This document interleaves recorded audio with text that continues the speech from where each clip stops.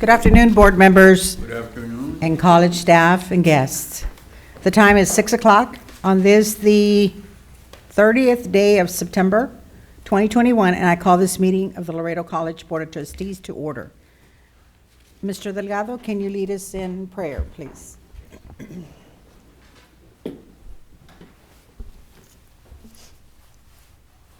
Loving and gracious God, you are indeed the giver of all good gifts. And we thank you today for all your blessings, for the successful outcomes of our college events, and for our faculty, our staff, and most importantly, our students. We ask that you bless them abundantly as we continue to seek your wisdom, your guidance, your courage, and your strength. Be with us in our deliberations and help us to be wise in the decisions that we make for the good of all those who have placed their trust and confidence in our leadership. Dear Lord, grant us the humility to always seek your will in all that we do and all that we say. Amen. Amen. Thank you. Judge, will you lead us in the pledge? I pledge allegiance to the flag of the United States of America and to the republic for which it stands, one nation, under God, indivisible, with liberty and justice for all. Thank you, Judge. Thank you. I call Mrs. Ramos for the roll call, please. Yes, ma'am. Lupita Cepeda, Present. Jorge J.D. Delgado, Present. Jackie Levin Ramos, present. Cynthia Mares, absent. Mercurio Martinez, Present. Jr. Thank you. Dr. Henry Carranza, Present. Esteban Rangel, absent. Karina Elizondo, Karina, are you there? She was going to be calling in. absent for right now, right? Yes. Correct. Tita Cantuvela, absent. Madam Chair, you have a quorum. Thank you. The next item we have is approval of the minutes for budget workshop and special board of directors meeting August 19, 2021, regular board meeting on August 26, and special board meeting of September 14th. Do I have a motion? So move. I have a motion by Ms. Ramos. I have a second by Mr. Delgado. Any discussion? None heard. All those in favor? Aye. Any opposed? Motion carries. Public testimony? Do we have any public testimony? No? Thank you. Next item is recognition, communication, introductions of personnel, and new personnel actions for the month. The first item is 5A, Laredo College 75th Anniversary Recognition, Lupita Cepeda. And I'm just going to go over several of the recognitions that we have received last week and the week before. The first one, the city of Laredo gave us a proclamation. The mayor, Pete Sines, declared the 75-year anniversary for Laredo College. This is one. The next recognition that we received at the board meeting, Laredo Independent School District congratulates Laredo College on their 75th anniversary. Laredo ISD further recognizes Laredo College for their many recent achievements and for the partnership established over the years with LISD, which has benefited the students of South Texas. This was done September 16, 2021. The next that we received was a Congressional Certificate of Recognition. The certificate is presented to Laredo College in honor of the 75th years in which Laredo College has served our community in educating generations of our students. Laredo College has been a pillar to Laredo youth, which has led to the college being recognized as the best community college in the state 2 years in a row.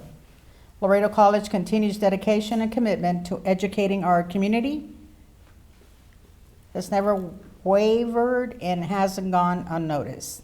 Signed on the 14th day of September 2021, Henry Cuellar, U.S. Congressman of the 28th District of Texas. And the other one that we have, on behalf of the Senate of the state of Texas, this certificate is a Texas flag presented to Laredo College celebrating their 75th anniversary by Senator Judy Saffirini, PhD, was flown above the state capitol of the sovereign state of Texas on September 11th, 2021. In witness thereof and pursuant to the authority vested in me, I have hereby set my hand and official seal of office at Austin, Texas, this the 14th day of September. Attest Judy Safferini, State Senator, District 21. Congratulations, everybody.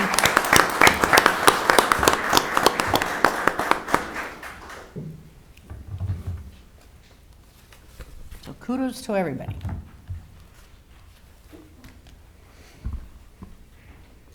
Thank you for that.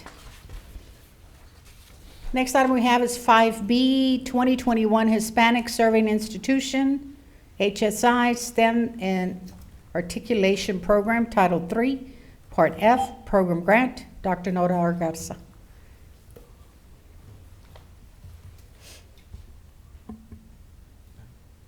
Good evening, board members, President Tijerina, everyone present. For the record, I am Dr. Nora Garza, Vice President for Resource Development and External Affairs. In the 75th year of the college's history and legacy, it is my honor and pleasure to advise you of the U.S. Department of Education Title III STEM Articulation Grant Award in the amount of $5 million. Our congressman plans to join us Monday to award us a symbolic check for that amount. As I understand it, will be at around 11 o'clock in the morning in the Falcon Room. Correct. I ask you to please be present if you can. It will be a momentous occasion. The grant is Leadership Excellence and Academic Preparation in STEM, which we call LEAPS, POWER, which stands for Promoting Optimal Wellness and Emotional Resilience, to increase the number of Hispanics and low-income students who attain a degree in the fields of science, technology, engineering, and math, and increase the number of articulations with universities. This is our third Title III grant, having been awarded in the first round in 2011, the second round in 2016, and now this one. Each time, the number of possible applicants has increased exponentially to now over 500 institutions in the country. So the competition is getting stiffer and stiffer every 5 years, 183 proposals were reviewed this time, and 92 were awarded. Laredo College is one of 17 in Texas. The award supports 4 components to address the goals and objectives.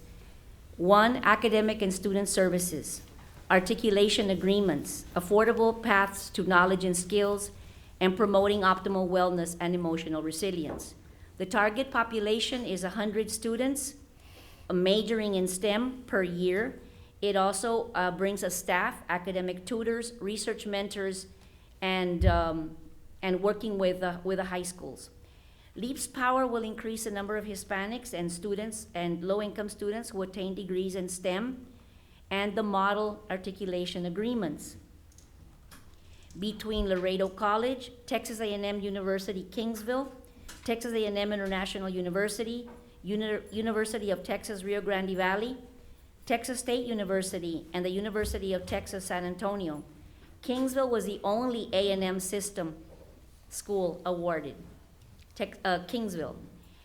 So we look forward to seeing you there on Monday at 11 o'clock in the Falcon Room. And we are just absolutely thrilled because we have many students who started in 2011 who already graduated, are working in STEM, and some of them are working on their master's degrees and beyond. So we're very, very happy. This is in the span of 10 past years, the number of students who have been very, very successful. So thank you very much, and I think we have another presentation. Great, congratulations. Let me just recognize we have Karina Elizondo that just joined our meeting a few minutes ago via phone. Ms. Elizondo, are you there?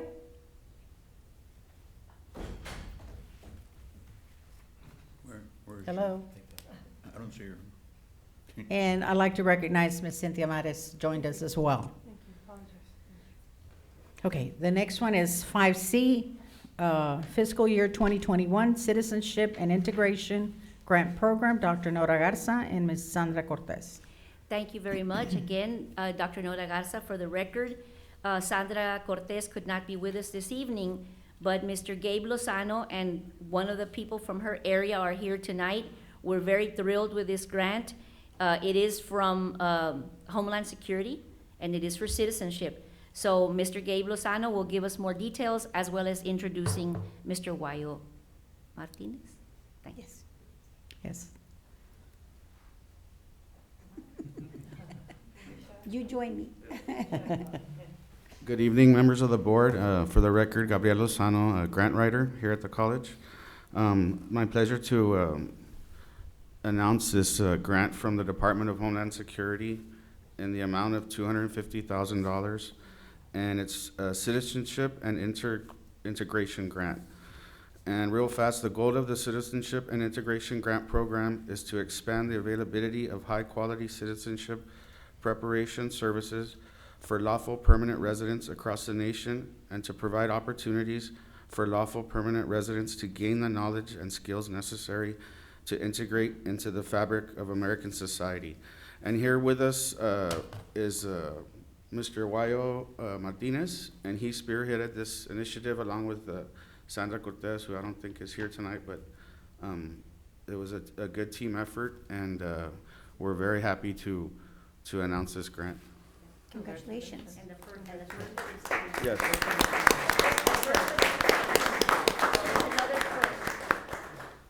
Congratulations. Thank you. Congratulations, thank you. The next one, we have the Economic Development Center, EDC, Universal Primary UP Skills Workforce Readiness Initiative Grant, Dr. Nora Argaza. You're surprised, yes? I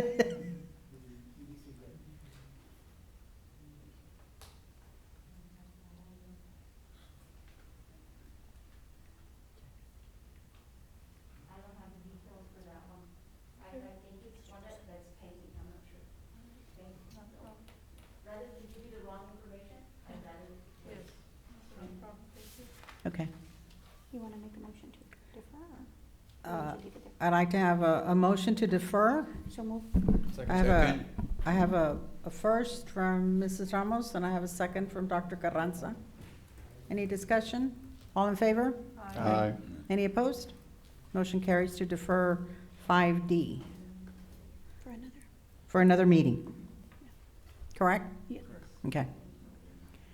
5E is Emergency Medical Services Grant. Dr. Nora Garza? Madam Chair. Yes. David Arzola, interim provost for the record. Yes, sir. 5E will also be deferred. Okay. Okay, so So I move on. So 5E I to have be a deferred. motion by Ms. Ramos. Do I have a second by Mr. Delgado? Second. Any discussion? Second. All in favor? Aye. Any opposed? Motion carries to defer 5E as well. 5F is introduction of personnel actions. Dr. Marisela Rodriguez Tijerina will be presented by Dr. David Arrezola. Madam Chair, members of the board, it gives me my pleasure to announce new employee hires, promotions, and reassignments. Some of them are here today, so I'll pause to have them recognized. First of all, I have Mr. Carmelino Castillo. He's the Director of Digital Student Life now.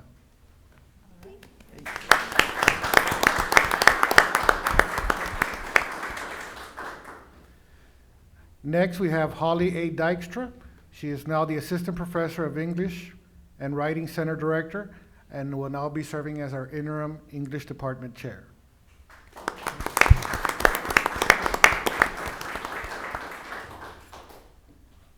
Tracy Humphreys, she is now a vocational nursing instructor and vocational nursing instructor and nursing assistant program director. She's a little bit of everything. We'll clap for her.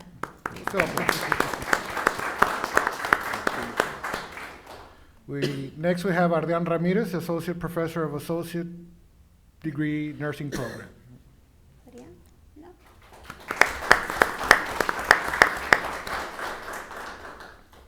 Brian De Jesus is our new biology instructor.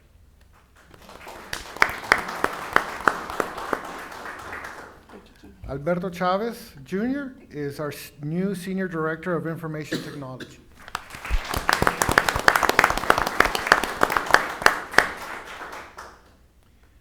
Jessica Cisneros is now our instructor Transitions Coordinator.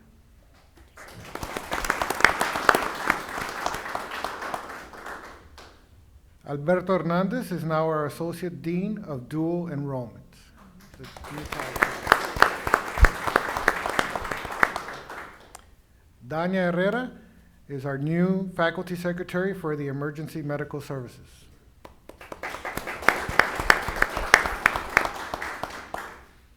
Andrea Lopez is now our Associate Dean of Enrollment Management and Student Success.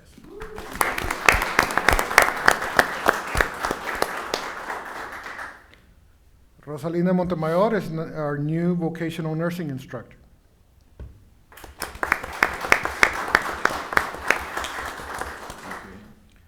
Homero Pais is our new Construction Project Manager.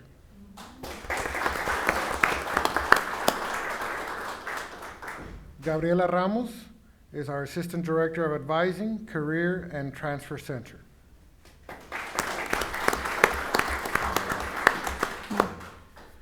Noemi Casiano is our new Faculty Secretary for Allied Health.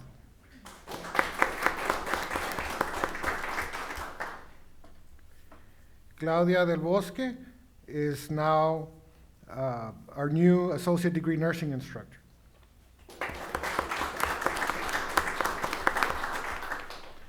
Marcela Sanchez is our new Accounting Clerk.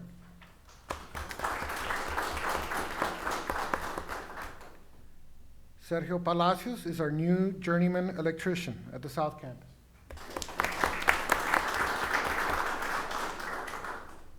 Dr. Marisa Guerrero Longoria is our new Director of Bachelor of Applied Science and Organizational Leadership.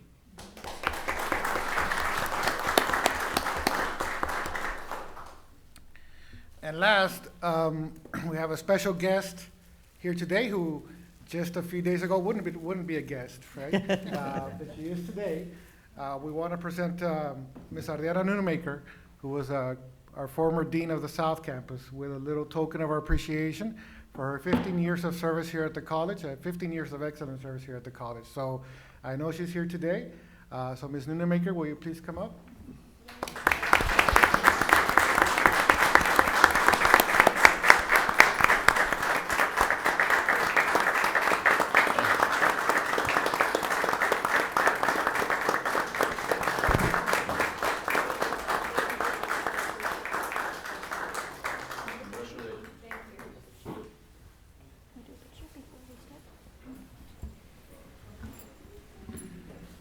We can do a picture with her before we continue our meeting.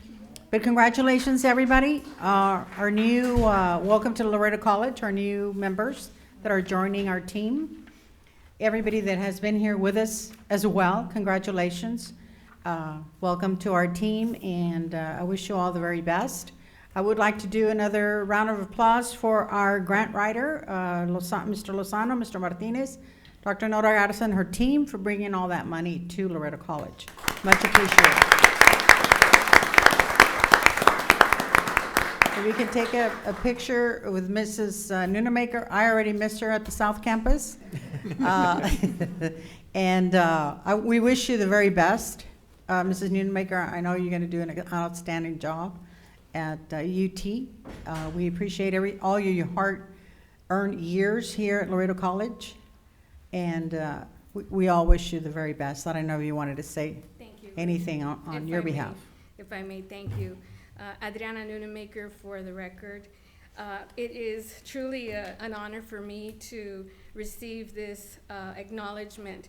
My time here at Laredo College has been a wonderful experience because I've had so many wonderful experiences. And I can't name the best one because they've all been really well and they've all been well received. My experiences here have prepared me for my new challenge. And my new challenge is to be the Executive Director for the University of Texas Education and Research Center at Laredo, which is the former UT Health Science Center San Antonio Regional Campus.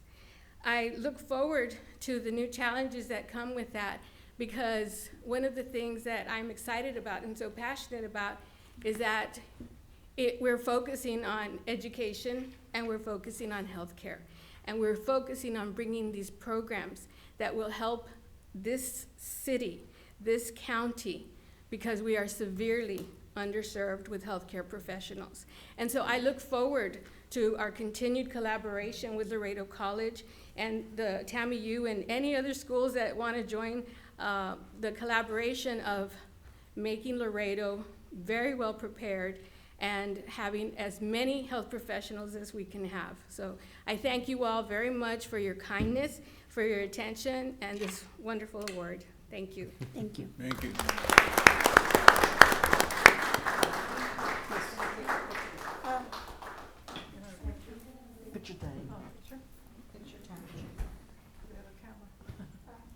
Chair recognizes Mrs. Tita Vela that joined our meeting.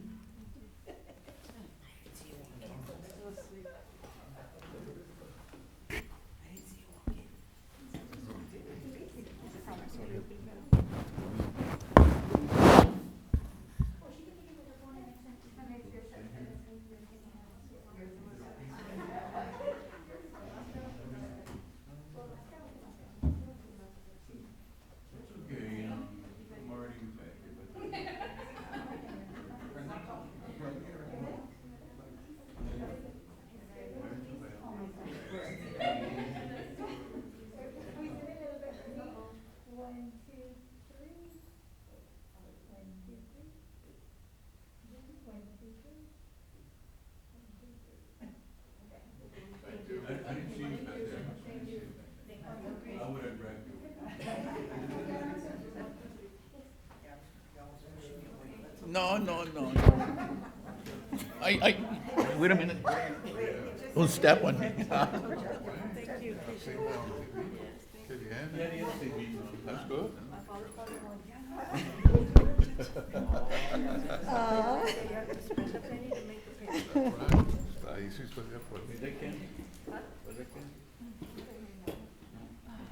Okay, I'm going to continue with the Faculty Senate report. Cash Masahani, see here? Oh, there you are. In a suit.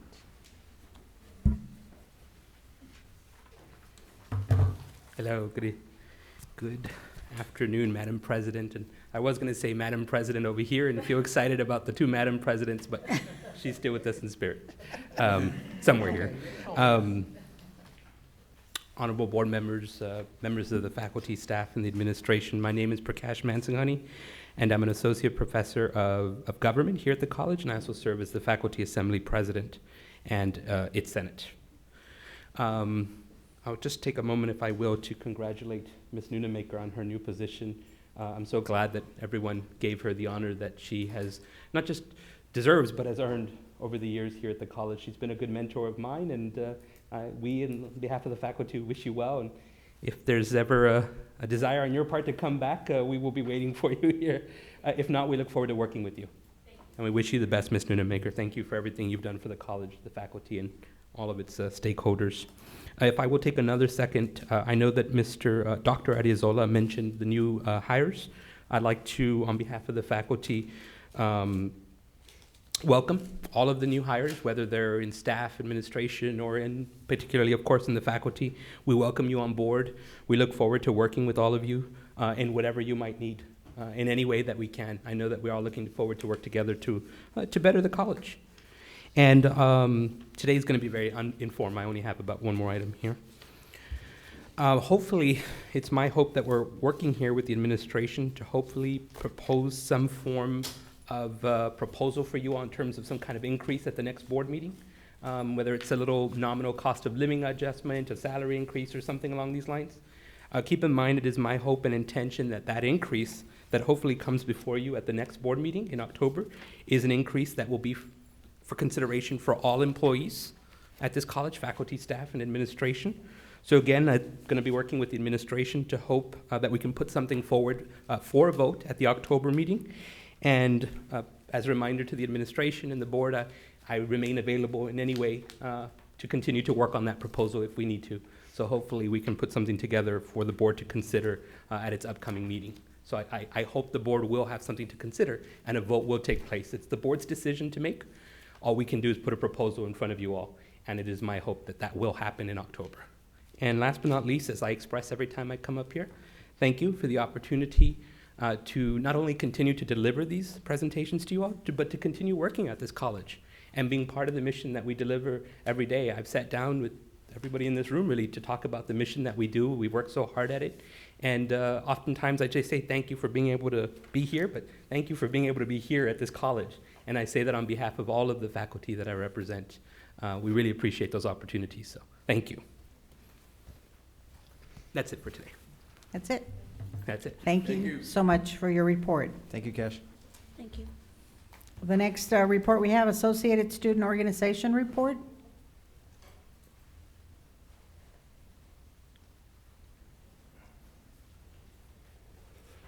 Good evening, Madam President, board members, Dr. Arizola, Dr. Tijerina, and all the executives here. Carmino Castillo, Digital Student Life Director for the record, and also the Associate Student Organization Advisor. And it is my pleasure this evening to introduce you to the 21-22 ASO President. Mr. Alan Cantu, born and raised in Laredo, Texas, is a psychology major and has been a student at Laredo College for over 2 years. Alan has been a dedicated student his whole life, and it shows. Graduating valedictorian of ACA High School. He has also been awarded the Scholastic Achiever Award, the LC President Student Leadership Award, and previously held the position of president in the Trio SSS Club. Alan?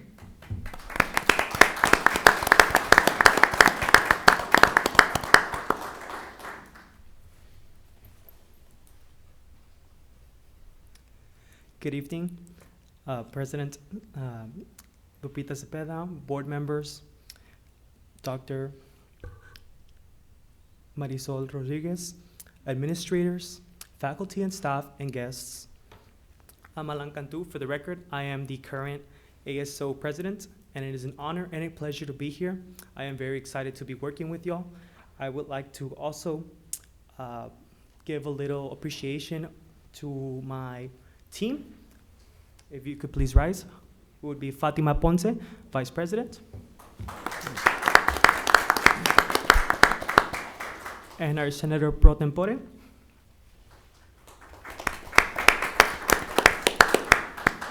Thank you. Thank you, Mr. Cantu, and congratulations on being president of the ASO. Looking forward to working with you, myself and all the board members. Next item we have is the Classified Staff Council Report.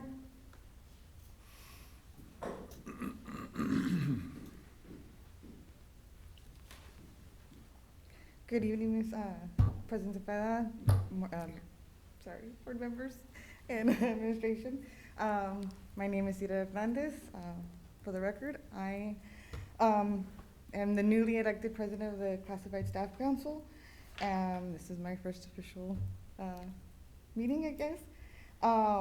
It is an honor and a pleasure, and I'm hoping that I can do my best to represent the classified staff. And we already had our first official officers meeting, and we plan our next scheduled meeting for the classified staff to be on October 21st, and hoping to incorporate and really start representing that those persons in the classified employees. That's it. It's just a short. Okay. Thank you. Congratulations and welcome. We look forward to working with you.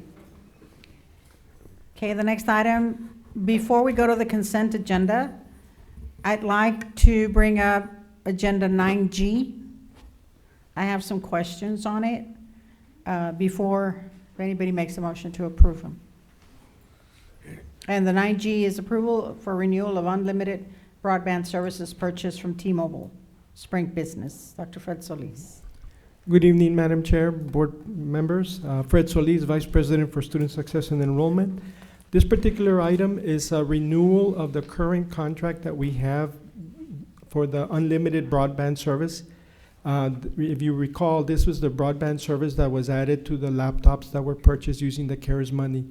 And so that service has now come to an end, and this is to renew it for 1 more year.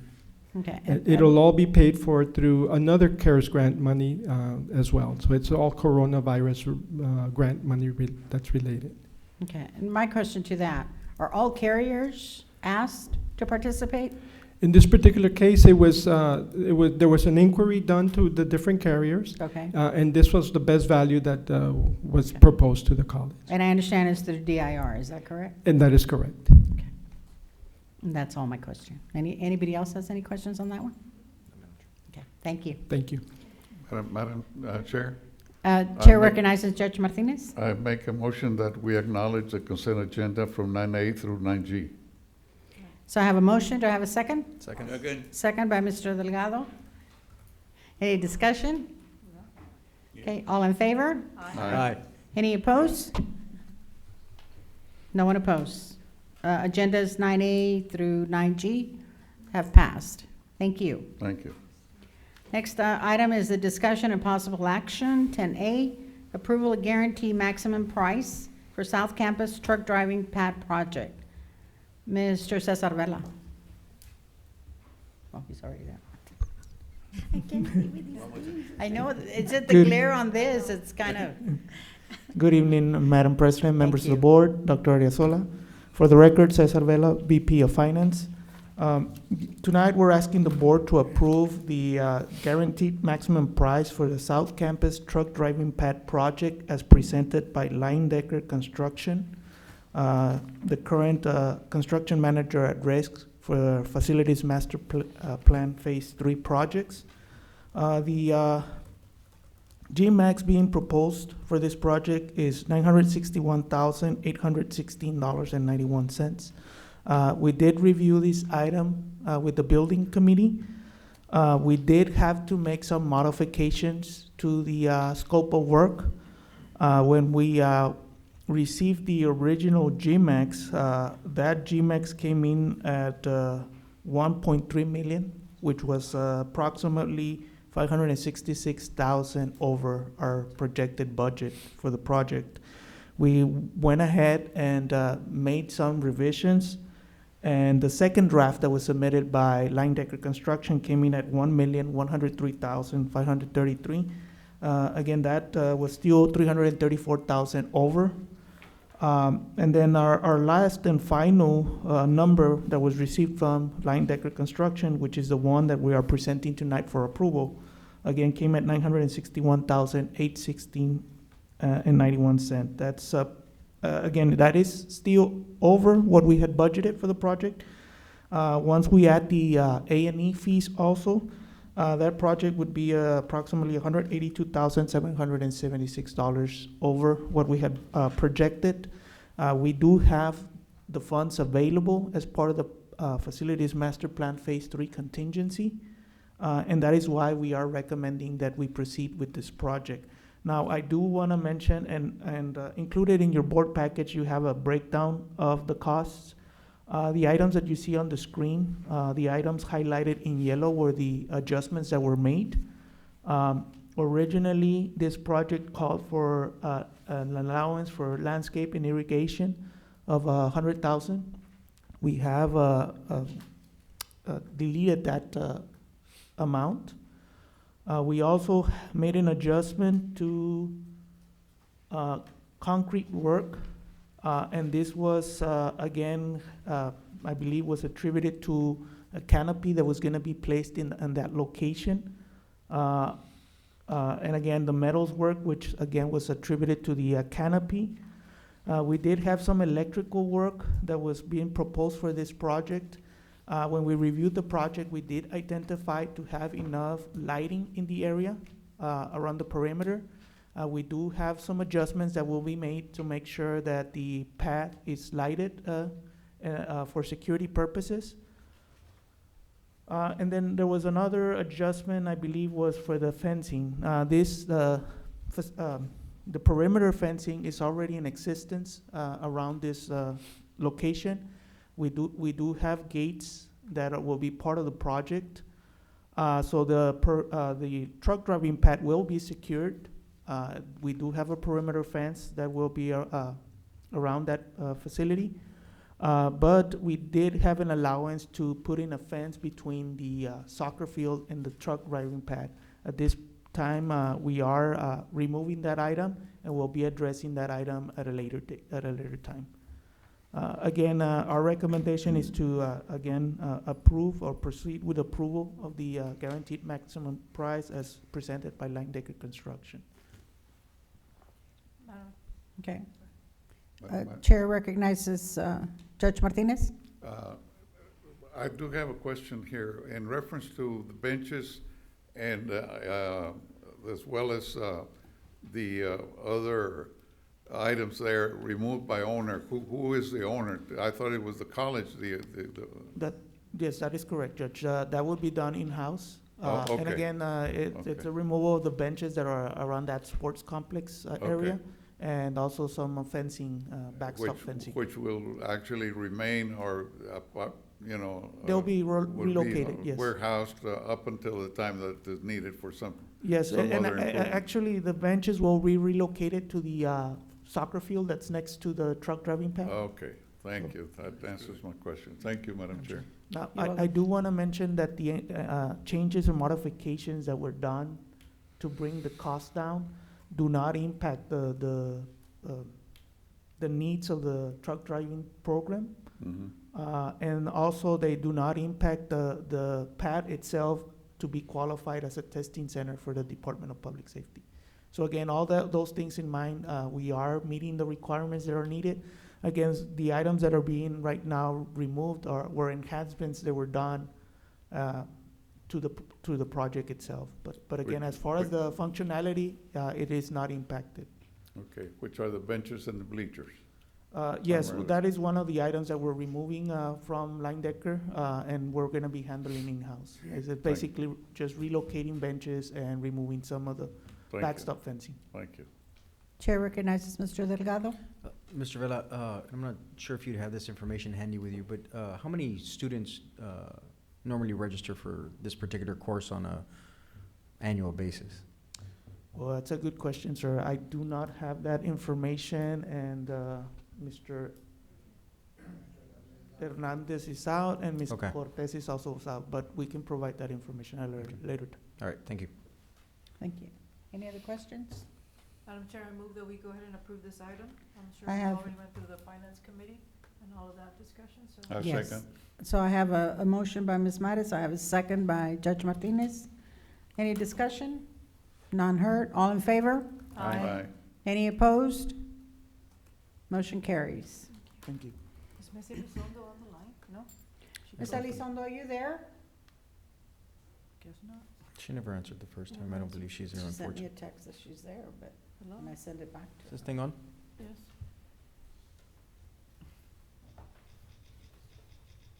Hello? Ms. Elizondo, are you there? No. No.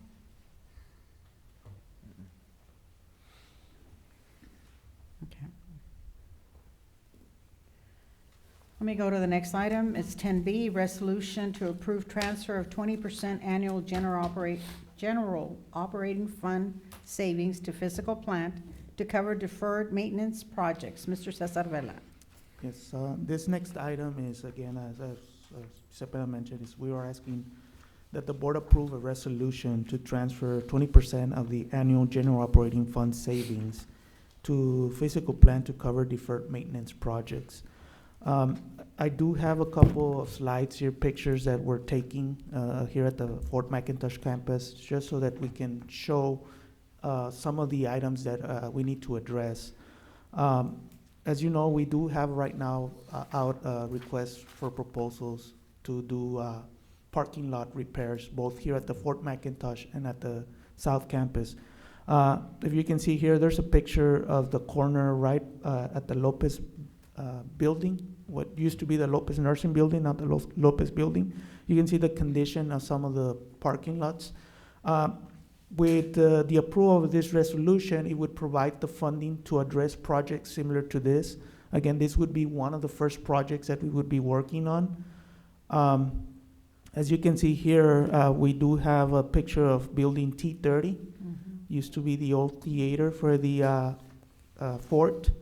And you can see that the condition of the siding of the building is in need of repair and paint work.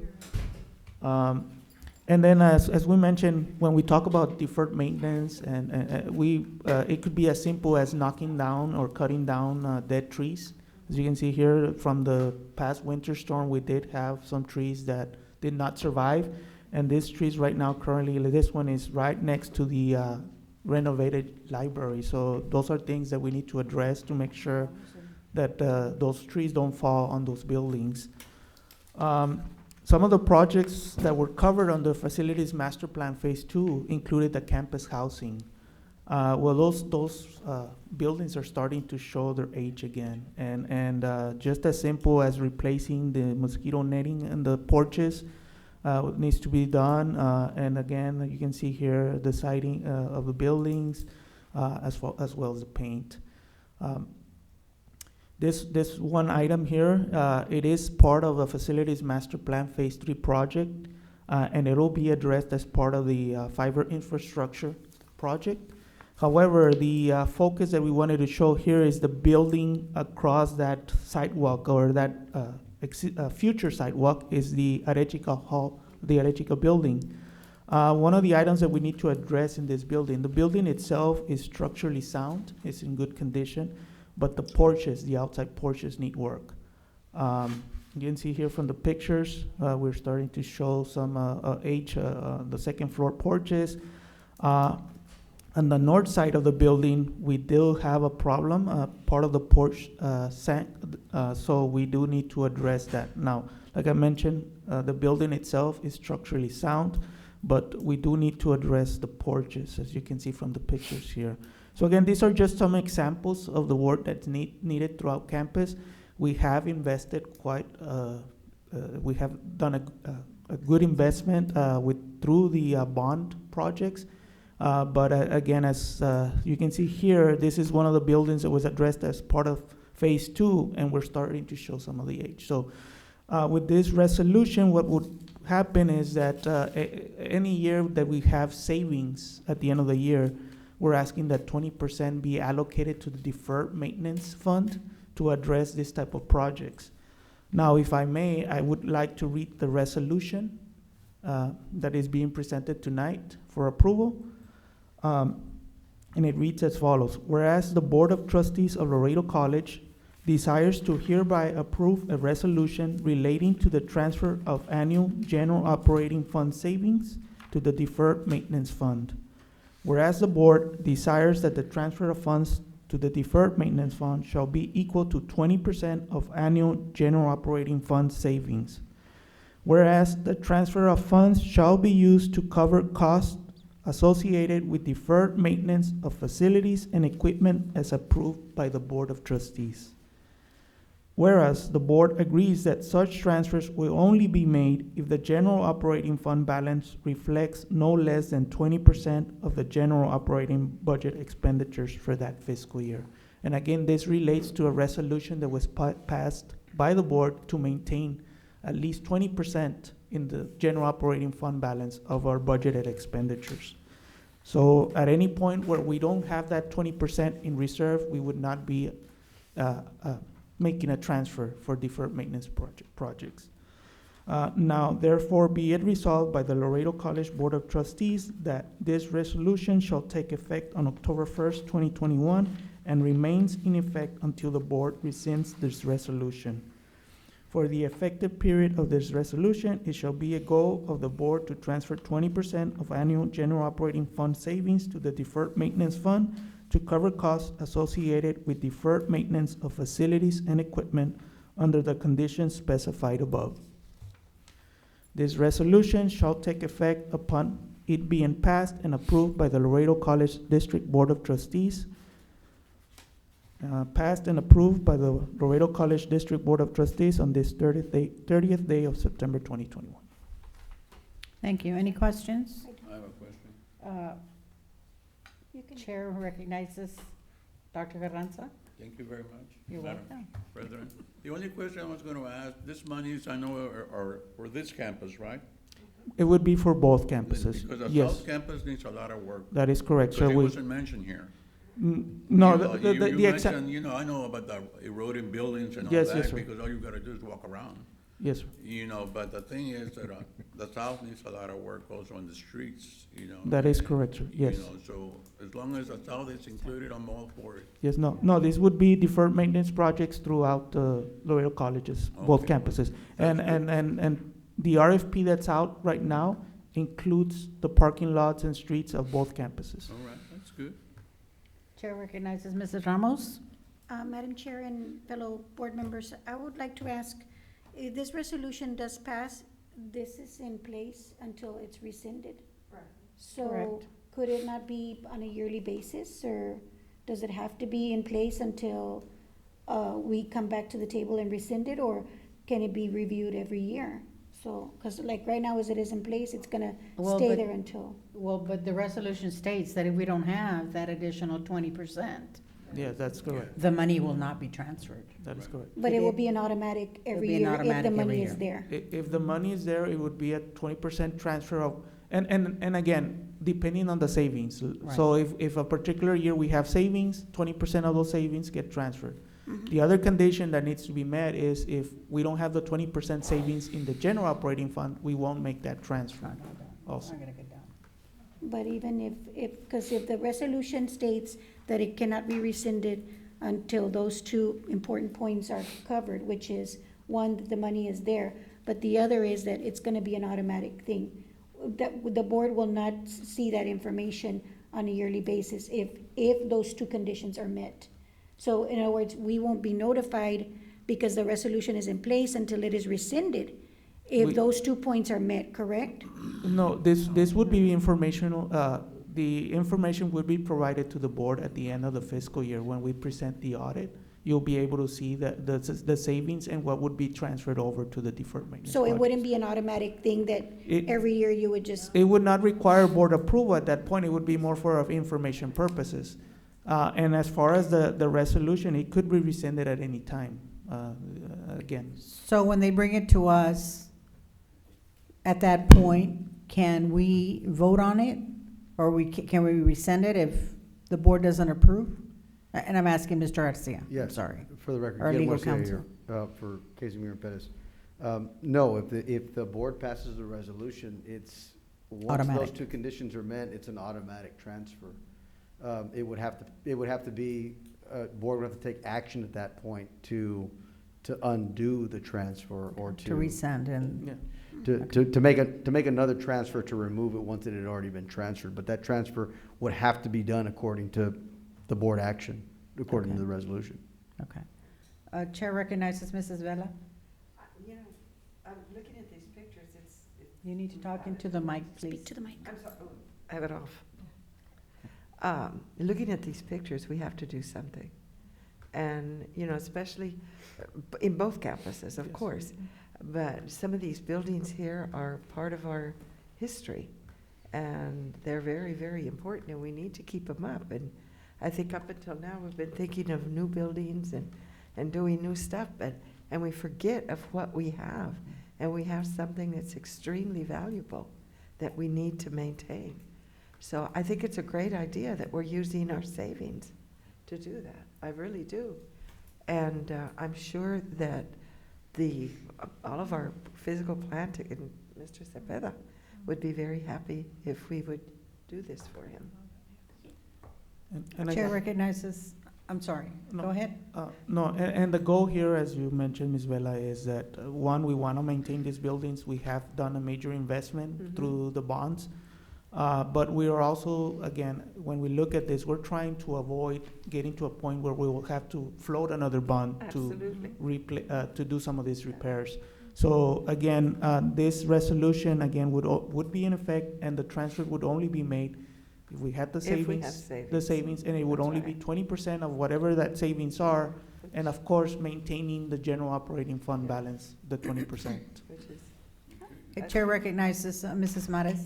Thank you, Madam Chair. All I would want to say is the fact that I think the board remains in the driver's seat for this particular resolution. And as Mr. Vela so stipulated a little while ago, presentation's gonna be made to the board at the time of the budget, or whenever we ask for a report to say, you know, how are the monies being spent, or we're coming to the end of the year, what does it look like that we're gonna be needing, you know, we are gonna be making those changes. And also, I mean, I think it's, yeah, I agree too, it's a good thing, and I think we will always have control. Yeah, Thank and you. just to make a clarification, the projects themselves, the resolution states that they need to be brought to the board. So the projects themselves will be brought to the board. The funding source would be identified as a deferred maintenance fund, and the board would approve on those projects. Well, I'm sorry, on those projects. So like I mentioned, right now we are working on the parking lot project, which includes both campuses. Once we have all that information, we would bring that to the board, and then if this passes, this would probably be a recommended project for this deferred maintenance fund. Okay. Chair recognizes Mr. Esteban Rangel joining us in the meeting. Any other questions? If I'm in order, Madam Chair, I'd like to move that we approve this resolution moving So I forward. have a motion by Ms. Mares. Do I have a second? Second by Dr. Carranza. Any discussion? I just have a question on, I know that the parking lots are going out for bids as we speak, but we had mentioned that the South Campus, there's construction going on, and I see that there's a lot of traffic with the contractors. So are we gonna wait until some of the construction gets done to get those fixed? Yes. The parking lots? Yes. And again, right now, the idea is to do sections at a time. Okay. So we would identify those parking lots that are currently, and at the South Campus, we do have the roof project right now, so you got Yes. materials, trucks moving Mhm. around. Mhm. But yes, we'll work out a schedule where we would Okay, good. address those parking lots. Okay, good. Thank you, Madam Mr. Chair, Vela. if I may, Yes. on that point, Chair on- recognizes Mr. Rangel. Thank you. On that point, for the parking lot in the south, we will be able to still go out for the bid for the full parking lot, but then just do a schedule with the contractor, right? That is correct, yes, sir. Right now, So- we do have a request for the whole parking lot, and again, as the requests come in, we'll make decisions whether we tackle it all at once in sections, but again, as far as the schedule, yes, that's something that we will work with the contractor to make sure that we don't repair a parking lot, and then it's gonna be torn down with the construction. And have we made communication with the city of Laredo for the main street here for the Macintosh? Can I answer that one? Yes. City Councilwoman Alisa Cigarroa has reached out to Mr. Cepeda, Okay, and they're gonna go ahead and meet and discuss. okay. If you could, I guess, if Mr. Zepeda could give us a report on it, Yes. hopefully on the next meeting. Sure. On building meeting. Thank you. Okay, anything else? So I want to call for the vote. All in favor? Aye. Any opposed? Motion carries. Ms. Elizondo, are Thank you you. there? Well, she's not answering my text. Okay. Right either. So she's still absent. Thank you, Mr. Vela. Next item is 10C, approve modification to Laredo College Board Policy, DEB Local, Compensation and Benefits, Fringe Benefits. Dr. Marisela Rodriguez Tijerina and Dr. Arizola will report for her. Madam President, David Arizola, interim provost for the record again. If I may, before I get into this item, I would like to answer Mr. Delgado's question about the truck driving, the number of students. It's, I've reached out to Ms. Cortez, and she says over 100 students per year take advantage of the truck driving program. Do you know the cost? Sorry, Madam. The cost is usually about, it's a little bit more expensive. I don't know that off the top of my head, but I'll get back to you here in a few seconds. So with this item on the agenda, we're presenting modifications to DEB Local. DEB Local covers our employee tuition and fees waiver program. So the changes that we're proposing are mostly to clarify and update, right? So the last time this policy was updated was in 2018. Since then, whether it be because of the pandemic or just the progress of higher education, we've made quite a few changes here at the college. Most notably, the but many of our programs are no longer running on a traditional semester system, right? So no longer September to December. You know, we have programs that run on 7-week courses, on 8-week courses. We have winter semesters that run for 3 weeks, and same with May semesters. And so the semester system is a little bit outdated. So we've clarified that language in this program so to allow employees to take advantage of the tuition waiver per session rather than per semester. That's one of the major changes that we made. We've also outlined to make it a little bit more clear as to who can take advantage and what are some of the conditions for taking advantage of the wellness program. We worked together with Dr. Guerrero and Ms. Cortez to make sure that we covered both the continuing education portion in the case of Ms. Cortez and our new BAS program in the case of Dr. Guerrero. But again, if anything, overall the theme of the changes is to allow our employees to take advantage of this and you know, create a little bit more accessibility for higher education for them. Sure. Any questions? Madam Chair. Chair recognizes Ms. Mares. Thank you. I was part of the Program and Policy Committee, and we met on Monday. And basically, the bottom line is that we're just trying to streamline this policy as well as staying on top of the changes that are occurring to the metamorphosis of this institution. And so we talked about a little bit how the tuition waiver has been on board, I think, for over 10 years, if nothing else. And over time, we've just been cutting and pasting and Band-Aiding. And so now with the technology and the new, you know, the new normal that we have in this institution, and having to stay abreast of all the changes that are going on, this was, you know, needed, you know, to just narrow it down and say and stipulate for all the different types of programs that we have and semester lengths and the cohorts that we have. So it's a good thing. Okay. Thank you. Any other questions? I could, I'll have a So, comment. I have a comment. I know. Chair recognizes Ms. Vela. I know many, many years ago when I worked here, I took advantage of all of this. I'm here. Okay. I did, I took advantage of it, and so did my husband. I mean, and it's a really awesome thing, benefit to our employees. It's a good incentive, yeah. You know, both the, Yes, it is. everything, the wellness and the tuition, all of them, so. Madam Chair, if I'm in order, may I make a motion? Yes. So I have a, recognizes Ms. Ramos. I make a motion to approve the modifications to Laredo College Board Policy DEB Local, Compensation and Benefits, Fringe Benefits. Second that. So I have a motion by Ms. Ramos, I have a second by Ms. Mares. Any discussion? None heard, all in favor? Aye. Any opposed? Ms. Elizondo? No, it's not answered. Okay. The motion passes, sorry. 10D is adopt a resolution supporting specialized customs services application to become a usage-driven foreign trade zone, number 94 designation, located at 8511 Milo Road Boulevard, Laredo, Texas, 78045. Dr. Marisela Rodriguez Tijerina, that will be presented by Dr. Arizola. Madam President, David Arizola, interim provost for the record again. On item 10D, we have received a request from a member of the community to make this foreign trade zone number 94.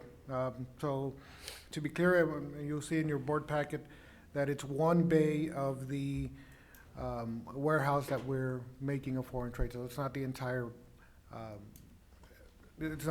warehouse. It's just simply one bay of that. Okay. Any questions? No. Do I have a motion? So moved. Have a motion by Mrs. Ramos. Do I have a second? Second. Second by Judge Martinez. Any discussion? None heard. All in favor? Aye. Any opposed? Motion carries. 10F is creation of a Student Success Committee due to 2021 Community College Association of Texas Trustees Annual Conference and Board Trustees Institute. Madam Miss- Chair, You skipped E. 10E. Oh, sorry. That's 10E. okay.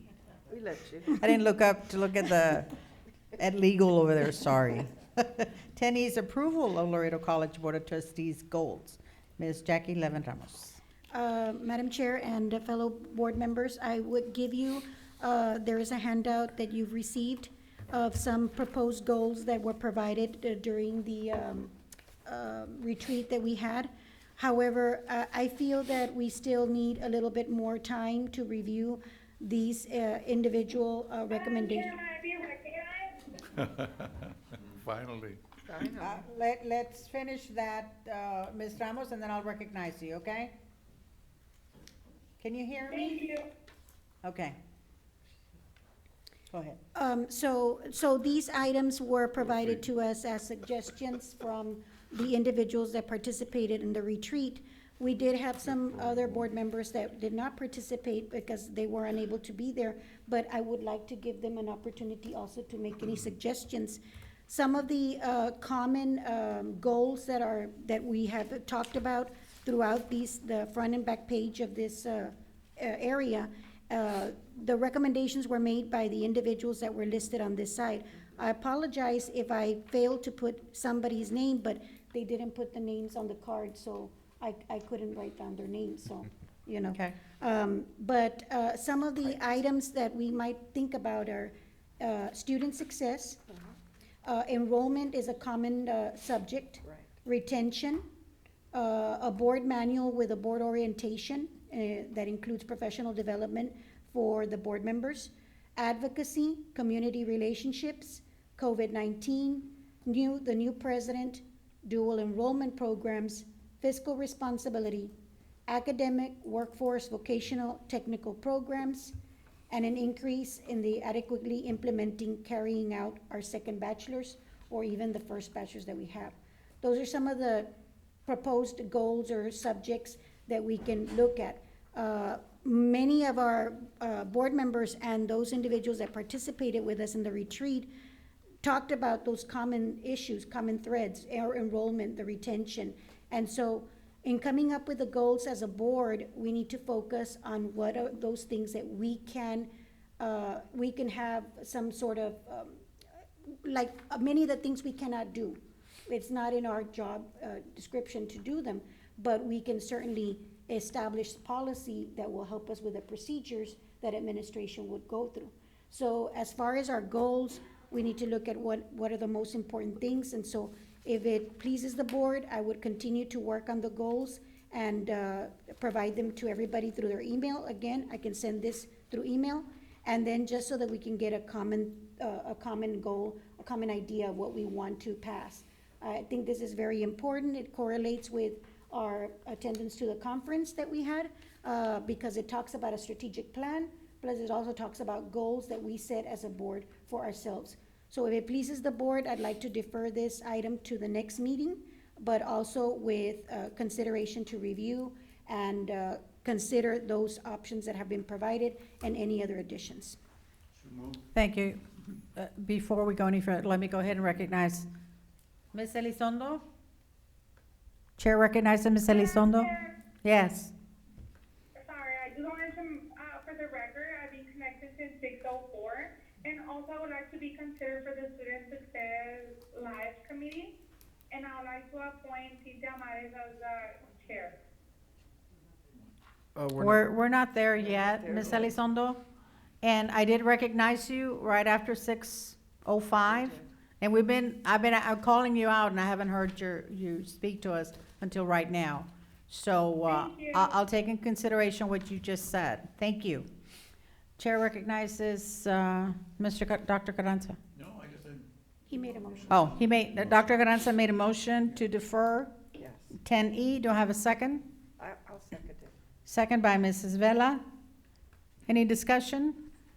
None heard. All in favor? Aye. Any opposed? Motion carries. Now I can go to 10F, right? Yes, now you can. Did Ms. Elizondo vote? Oh, Ms. Elizondo, did you vote? Hello? Pardon me? Did you vote on the item To defer. to defer the Board of Trustees goals? I can't hear you. I need your vote on the deferring of the Laredo College Board of Trustees goals. We're gonna send them via email for everybody to look at them, and if you wanna include any new ones. Okay, thank you. So is that a yes? Hello? Yes. Okay. Thank you. Mr. Garcia? No. Oh, okay. No, I was fixing my glasses. Next item is 10F, creation of a Student Success Committee due to a 2021 College Association of Texas Trustees Annual Conference and Board of Trustees Institute, Ms. Cynthia Mares and Ms. Jackie Levin Ramos, and Dr. Marisela Rodriguez Tijerina. Ms. Mares, Chair recognizes Mrs. Mares. Thank you. I guess we kind of talked about this presentation and PowerPoint that Ms. Ramos put together, which was very well done. I'll yield for her to do the introduction and walk us a little bit through that, and then I'll just finalize the segment. Okay. If you don't mind, thank you. Chair recognizes Mrs. Ramos. Would you like for me to do the PowerPoint that goes with it? Sure. Yes? Okay. I don't know. Do you Miss- have it? Yes, I do, and it's already on the computer. Miss Bocanegra, is it available?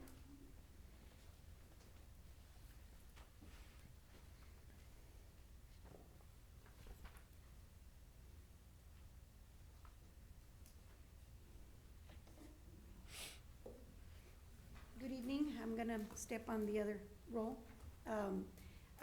For the record, Jackie Levin Ramos, trustee. Good evening to everyone in attendance. I did want to share with everyone, our Ms. Mares, Dr. Tijerina, and myself attended a conference in Austin a couple of weeks ago. We went to the Community College Association of Texas Trustees and the Board of Trustees Institute. At this conference, they were able to provide to us a wealth of information, a plethora of items that we might have considered before, but maybe we hadn't, touched upon them and we hadn't reviewed them. But it certainly brought to light some of the things that are going on now as we speak, the ever-changing, the transformation of our college. And there's a copy for you there. I won't go over the whole thing exactly, but I will just touch upon the most important points of the conversation. Ms. Mares will then come back and speak about the perspectives of the conference itself and provide us with more input from the conference itself. I would like to say that the CCAT Annual Conference and Board of Trustees Institute brings together trustees and CEOs to focus on evidence-based inquiry and participate in guided discussions on how boards can support sustainable institutional change at the scale. And these individuals gather together. They're different members of different boards across the state, along with the CEOs, presidents, and we meet together and we discuss and we participate in plenary sessions. And this was the first time that I really didn't have a chance to step out, because if I stepped out just to go to the ladies' room or just to go get a drink of water, I was gonna miss a lot of information. So we all stuck together at the same time, and then we broke off into plenary sessions. I do wanna say that one of the things that we learned is that leading together can create a culture of change with strategic direction. The trustees were committed to action that would support a culture of change, monitor what matters, and set the strategic direction for student success. Some of the actions of effective boards, I'll just pinpoint some of the different ones, and Dr. McClenny talked about setting the strategic direction for student success, which takes us to the Student Success Committee. And one of them says, does your vision plan address the needs of your service area? And so most of us have been doing that, but not in a strategic plan and not in goals. So that's why we talk about a Student Success Committee and making that come to fruition and being able to have it from our side as the board. Having the Student Success Committee will provide us with an opportunity to see how the programs develop and how the programs are carried out. We already get that information, but it's in a formal manner. Creating the culture for change and transformation. One of the questions, like number 3, do you have strategic alliances with K through 12 districts and universities? And that is a definite yes. So we would answer those questions saying that we are mostly effective, but we need to be totally effective. So we can strive to become better. Monitor what happens. Are you willing to create a culture of inquiry, evidence, and accountability with data, data, and data? So some of these are some questions that I would like for you to consider. The plenary sessions, the team strategy time, and the concurrent sessions were all very valuable. They provided us with student success through pathways, accreditation, student-centered governance, even COVID-19 lessons learned, especially from those individuals that presented and from the others that didn't present, but they were in the audience as well. One of the things that we did do is we set the strategic direction to change post-COVID-19. Many of us speak about going back to where we were before, to the normal, but I think it's going back to the new, not normal, but the newness of this, as if we are emerging as a flower coming up from the ground, brand new. So we are thinking and re-strategizing what are the different ways that we can address our new population, our students that are coming in. How are we addressing them? How is the board promoting advocacy? We use the data from this very important almanac called the Texas Public Higher Education Almanac, and this is our statistical data for Laredo College. It is about a 100-page document that's available online at THECB, and the Texas Higher Education Coordinating Board provides this information from us. They tell us how much faculty we have, they tell us how much debt we have, what are graduation rates, what are the successes of the graduates, how many students do we transfer. All of that comes in this almanac based on the information from 2020. We utilize this information to meet with a strategy for the team strategy time. Team strategy time 1, we monitored what happened, and we revealed some information about our graduation at our institution. For example, full-time 3-year students, LC had 33.9%. Part-time 3-year students, 11.9%. And full-time 6-year, 39.6%. Some of the other items I would like for you to take a look at, because those are some of the things that we talked about coming from the almanac as well. Team strategy time 2, supporting a culture of change. We talked about the Aspen Prize for Community College Excellence winners from the Aspen Institute. And we were very impressed with these other colleges, even though they are in the very large market or the large market. We happen to be in the large market. And so Alamo College District, San Antonio College talked about 3 things that we should all do as a board and as a community of school. It begins with a leadership. It's 100% committed to continuous improvement, and it's all about the data coming from the Almanac. St. Jack College talked to us a little bit about the changing culture, the shift data-driven decisions, policy versus procedures, employee performance, and they even talked about pay scales and how they managed to change the pay scales that they have, all focusing on student success and equity policy changes. Team strategy it was setting the strategic direction, and again, I would like for you to all review that because it's all about student success through pathways, the key performance indicators, exploring other options for governance and leadership roles, and activating a student success committee. Those are some of the things that we came up with that we would like to see happening in the future. Some of the last items, the points of interest, Texas Pathways, Student Success Committee, KPI, 60 by 30 Texas, which means 60% of Generation Texas will have a post-secondary credential or degree by 2030. The 4 pillars of guided pathways, strategic direction, creating a culture of change, leading together, and most importantly, supporting leadership and supporting the management that's available there. And then finally, I would like, I'm sending you this PowerPoint also as well. I'd like for you to see this video on the Texas legislature and the colleges because it provides us on how they're working on the skills, especially one of the grants that was provided or that was deferred. They're gonna talk about that also in this video, but I won't play it because it's about 2 minutes long. So I'm gonna shorten it for our board members. But I definitely recommend that one of the considerations is the reactivation of the Student Success Committee. Do you mind? Do you want me to? No, go ahead and play it. It's 2 minutes. It's 2 minutes. Dr. Carranza. Dr. Carranza, I'm looking at him, that's why. I was just like, he makes me nervous. A lot of this is already in our brains already, you know. I know that you went to a seminar then? Yeah. Yes, they Yeah, went to a that's where you got seminar. it from. Okay. They're But I don't reporting have on to the say it, seminar they I can attended. certainly leave it, and at your discretion, you can see the video if you'd like, because if I felt that we still needed a little bit more of acquaintance, then I would, share it. Oh, with okay. you. So But you can it's up send to it to us. Yes, I can send it to you. Perfect. It would appease Miss Dr. Carranza, so. So, and I've also provided for you in this PowerPoint that I'm gonna send you is the resources to consider.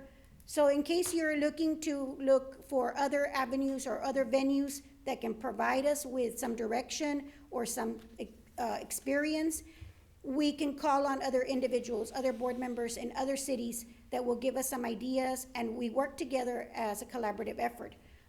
Ms. Mares, would you like to join me? Or you want Thank to you. say Well, it from there? that's fine, if you don't mind. I don't have any slides. That's fine. No, this is fine, this is fine. I mean, amongst you guys. Basically, I know we have that slide presentation that covered a lot of the topics that we went to.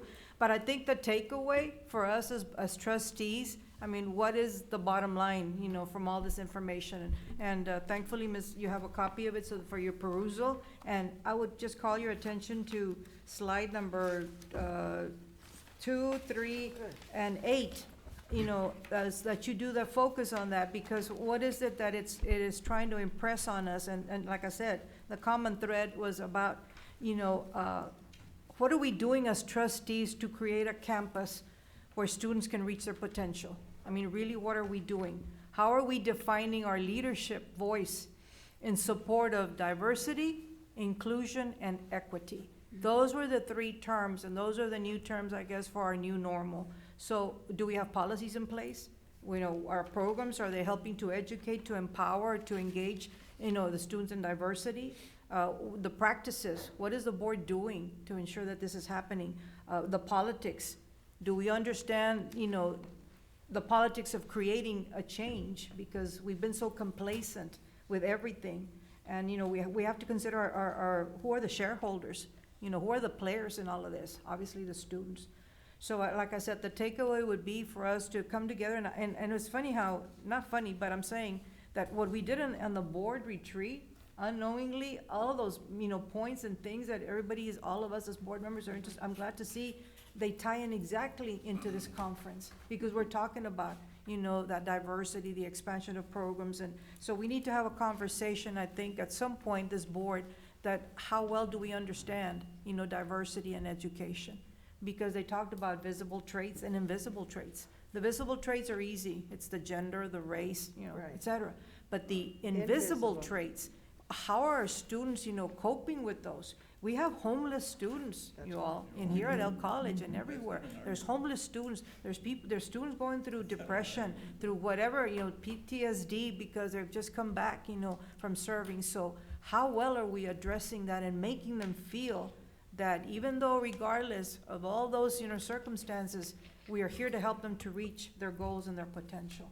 So, like I said, the takeaway is that we have to work together. We have to continue our work as trustees, but understanding, those 3 now key elements of diversity, inclusion, and equity. And I'm sure they all fall into place. And definitely the underlying thing was the Student Success Committee. And we felt, the 3 of us, when we were sitting there and trying to put an action plan together, we're saying, there's no other way around it. We must reactivate that Student Success Committee, which was opened about 4 years ago, but nothing ever came of it. But now we need to. We have ammunition now, and we can now arm ourselves, and that committee can do the work of everything that Ms. Ramos pointed out that's in your presentation that we learned. Obviously, none of us have the individual time to do it, but a committee comprised of everyone, like I said, inclusion, students and administrators and faculty, and then setting the goals and how we're going to move this institution forward by being more proactive and by working together as a team. So thank you, Ms. Ramos, for putting this together, and thank you to Dr. Tijerina as well, her contributions. She was our recorder, typing away every time we would meet and all, but I thank you all as board members and hope that this is not the last conversation, I hope, and we'll be coming back with other things and other topics. So thank you for your time. Madam Chair, one last Thank item. you. Yes, Chair recognizes Mrs. Ramos. Well, you want to give? Chair recognizes Dr. Carranza. Yes, this has been provided, the last president that was here, I did mention to him that we need to attend more seminars.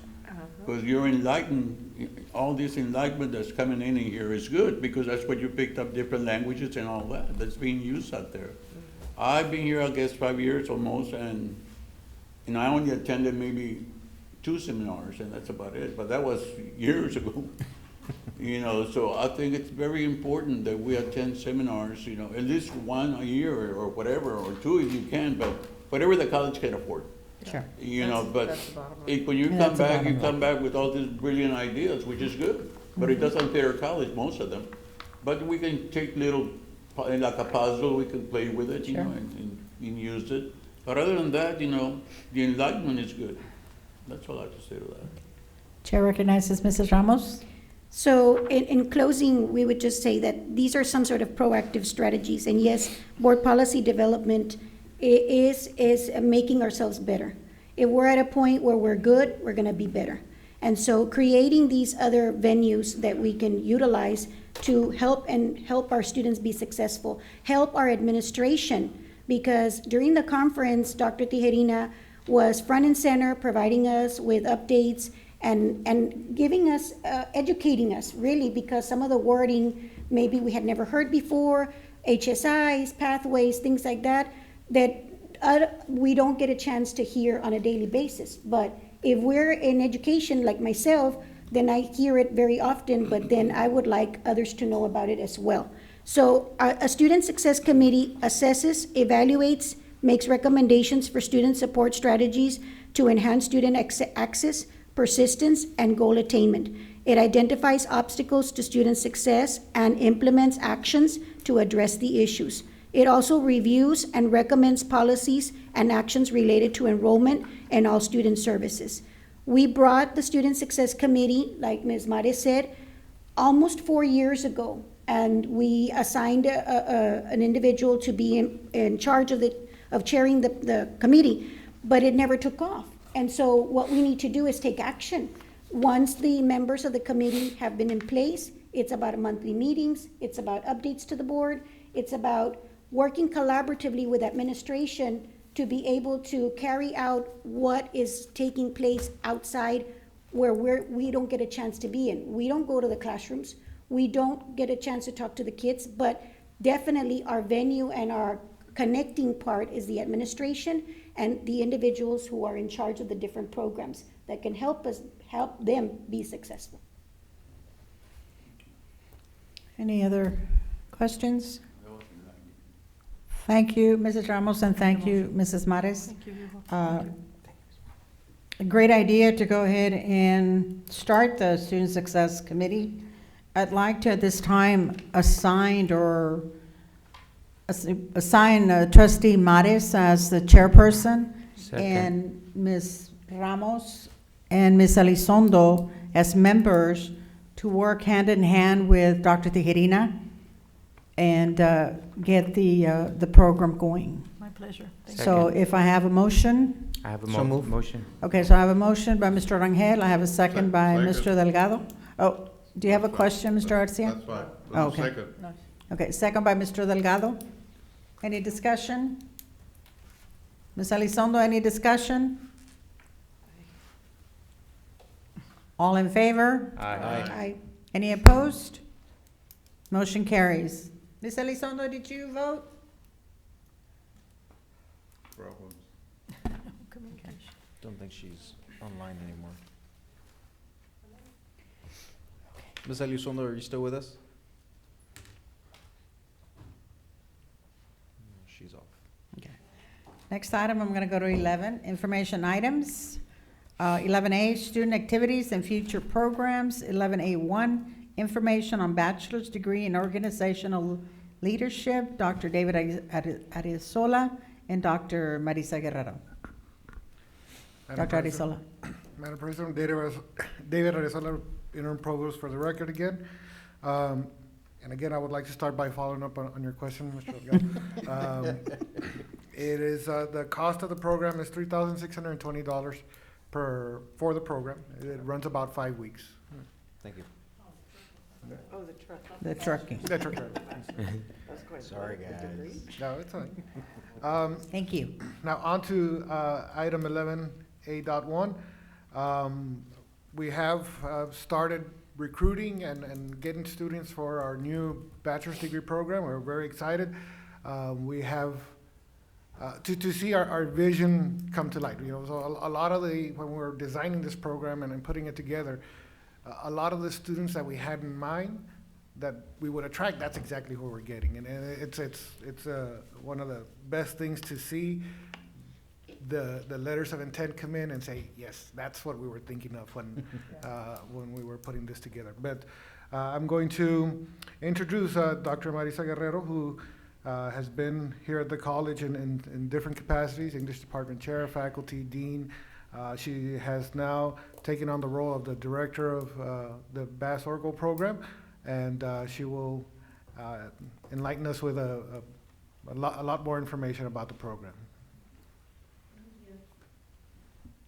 Good evening, board members, Madam President, Dr. Adriasola, Dr. Marisa Guerrero, for the record.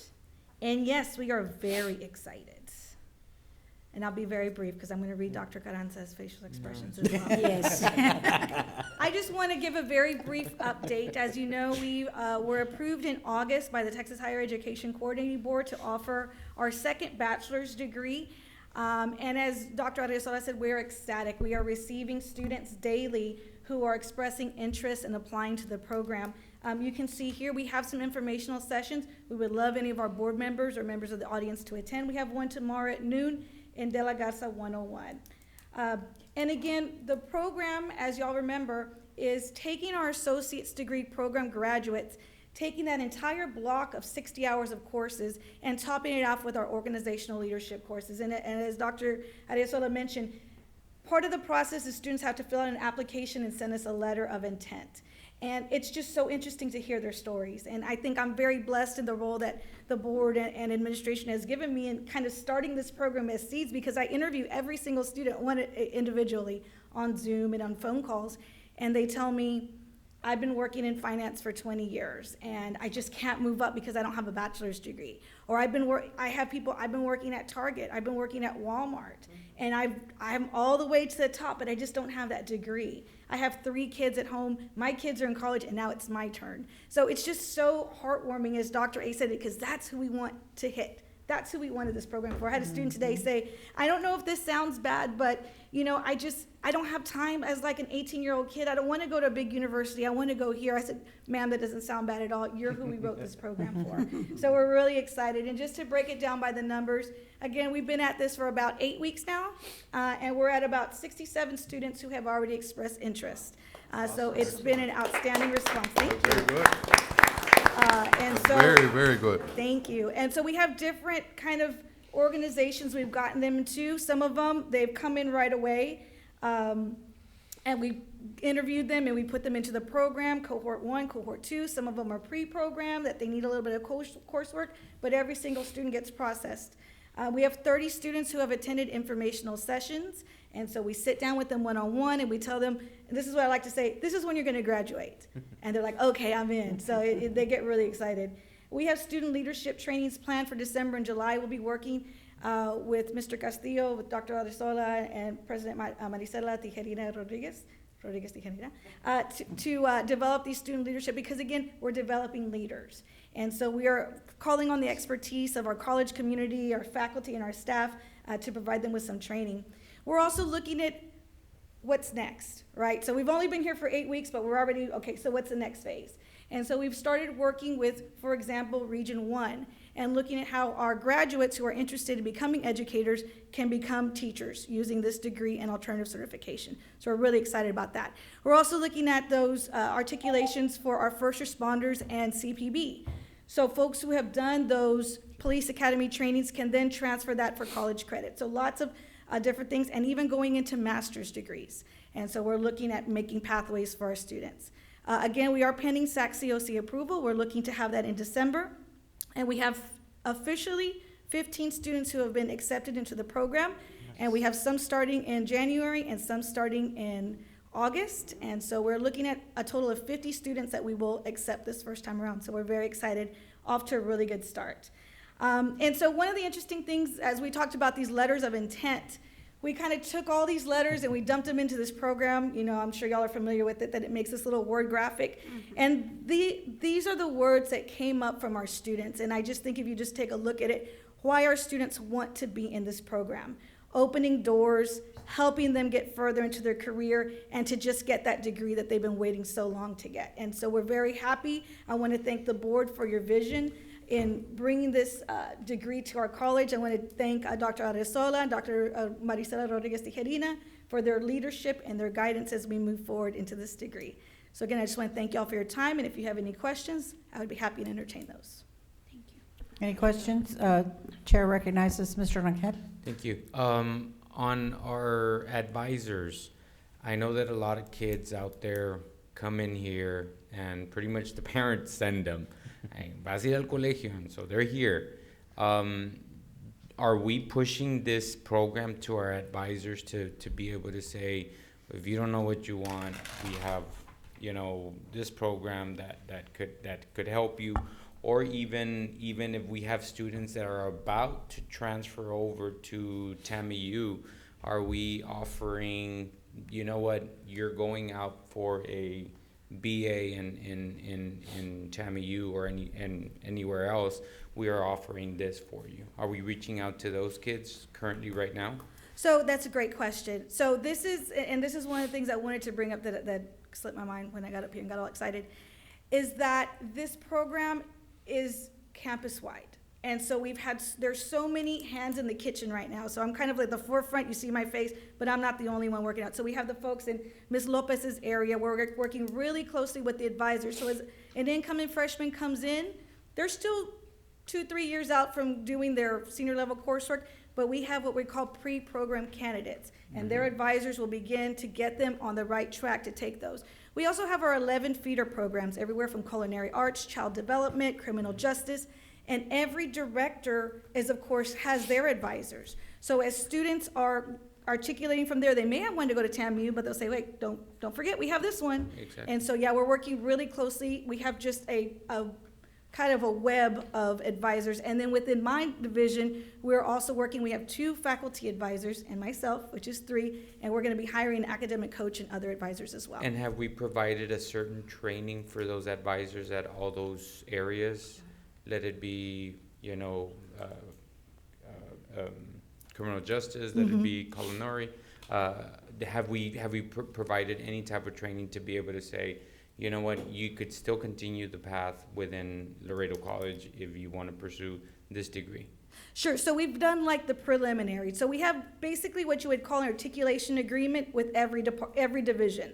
So I have a very close relationship with them. You know, we know our students on a first name basis. I'll give you an example. So I had a young man from Homeland Security. He came and applied in the program. So I turned around to Dr. Bailey. Dr. Bailey, I have student X here wants to come in the program. Dr. Bailey and I talked, and we sat down and made him an individualized plan. So he's gonna finish his Homeland, and then he's gonna hop over to me, and then he's mine. And so, yeah, so we have it, it's pretty extensive, and if you think about it, we have 11 feeder programs, plus just our general students, so it's pretty extensive, but we're gonna continue to do that, continue to train and strengthen as we go, but I think for phase 1, we have a pretty solid advisement plan. That's really good. My last question would be, what are we doing on a marketing platform for this? How are we going to push this out there into the community? Have we thought about a marketing program or something like that we could be able to push it into the campuses, all high school campuses, and then also to the community? Like you said, there is a lot of people that probably took classes in their years, and we could maybe, you know, offer them, like you said earlier, this is your graduating date. What marketing, what are we gonna do for marketing to be able to help this program? Right, it's a great question. I can tell you what we're doing now and then what we're going to do, right? So I kind of always say phase 1, right? So we're at our baby stages, but our marketing group, led under Obed Guerrero and the others, they're doing a fantastic job. We've been on social media, we've been on the news outlets, we were actually did the morning show this week. We've done other shows as well. We have just using all of those resources. In addition to that, we also, what was the second part of your question? You said the community, okay. So then we have Ms. I don't want to forget about you, Ms. Ortiz. And so we're really pushing with the high schools.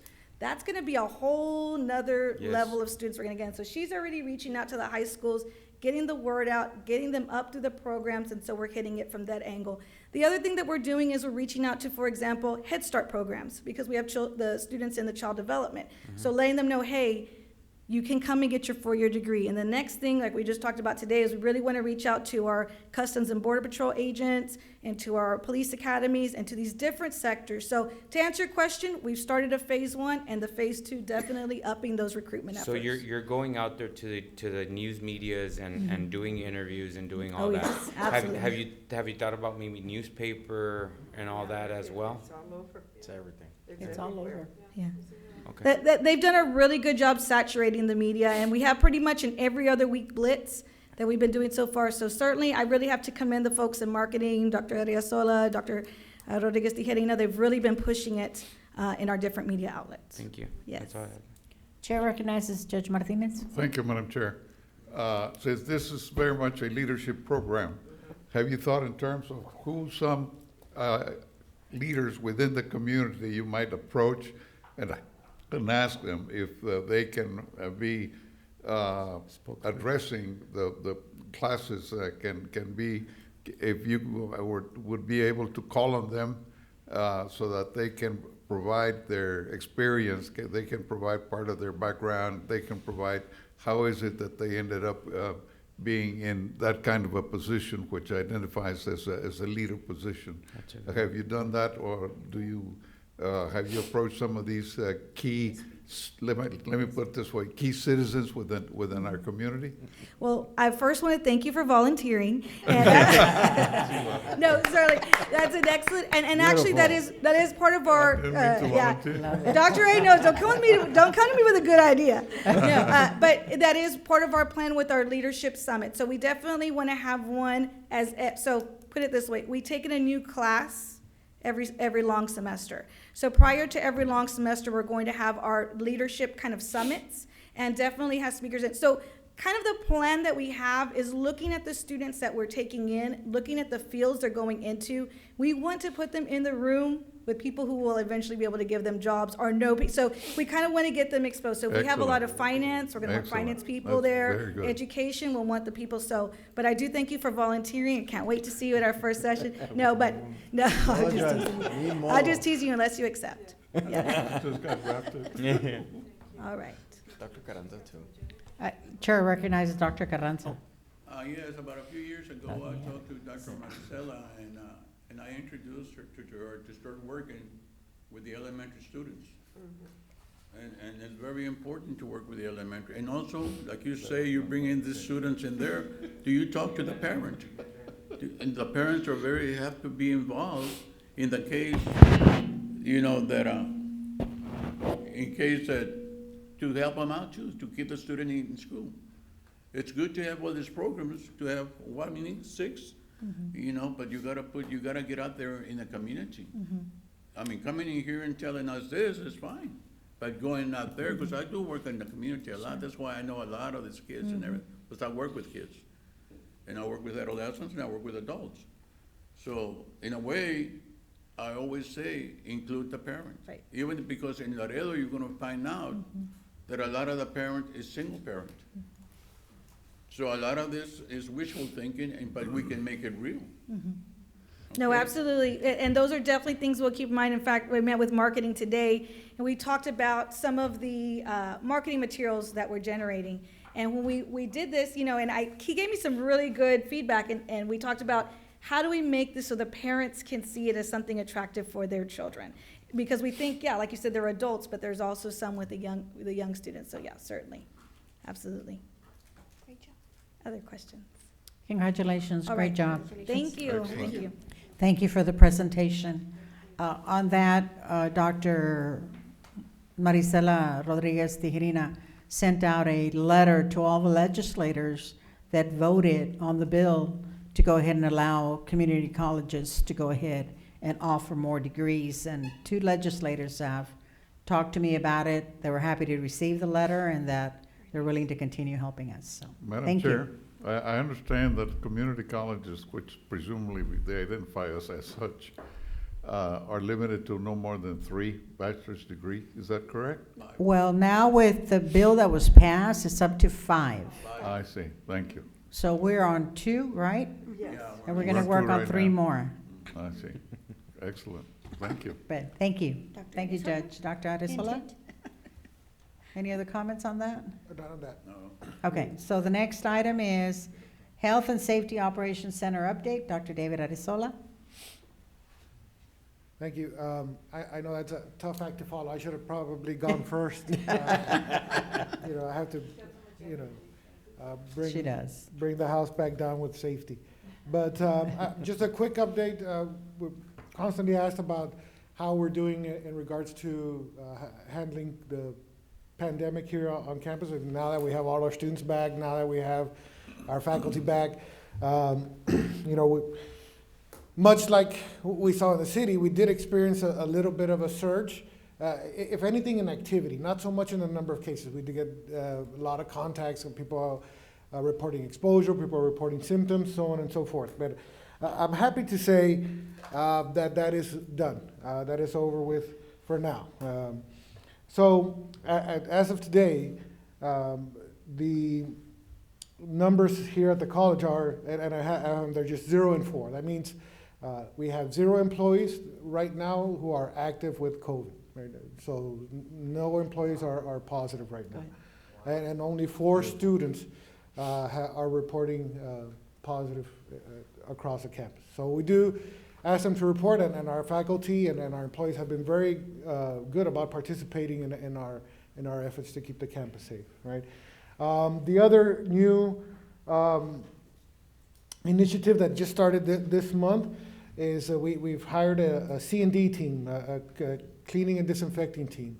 So we're working with Elite, using some of the HERF money to hire, we wanted to bring in about 20 individuals for custodial support. Where their focus would be just cleaning and disinfecting every classroom, all the high traffic areas, so on and so forth. We're experiencing a little bit of an issue is finding people who want to work, right? I'm sure that you are aware of that, the new pandemic, as they call it, right? We've also done a couple of vaccine drives. You see the flyer for the one at the South Campus. We had one here at Fort Mac a week prior to that at the Kazan. And we were able to, in between the Fort Mac campus and the South Campus, and all 4 days we vaccinated 22 people in those 4 days. Again, it might sound kind of low, but if we want to look at that on the bright side, we always say that we potentially saved 22 lives in those 4 days. Right? Last board meeting, we had our safety folks provide an update on Campus Shield. The implementation of that started today. So as of today, we sent out a mass email to our employees to start downloading the app, and we'll begin using that for reporting symptoms. Again, in COVID, they can use it to request services. For example, if a student is not feeling safe walking to the car, they can use the app to call a campus police officer to walk them to the car, jump their battery, so on and so forth. So we have a lot of ways that we're using that app, but that started today. We've rolled it out to our employees. We're going to do some training sessions for employees in the next week, and we will do the same thing for students as well. Right. That's the end of my update. But and thank you, and I'll leave if anybody has any questions. Any questions? No. Thank you. Thank you. Good job. Thank you, Dr. Arizola, and thank you, Dr. Guerrero, as well. Next item is 11B, enrollment update. Dr. Fred Solis. Sorry.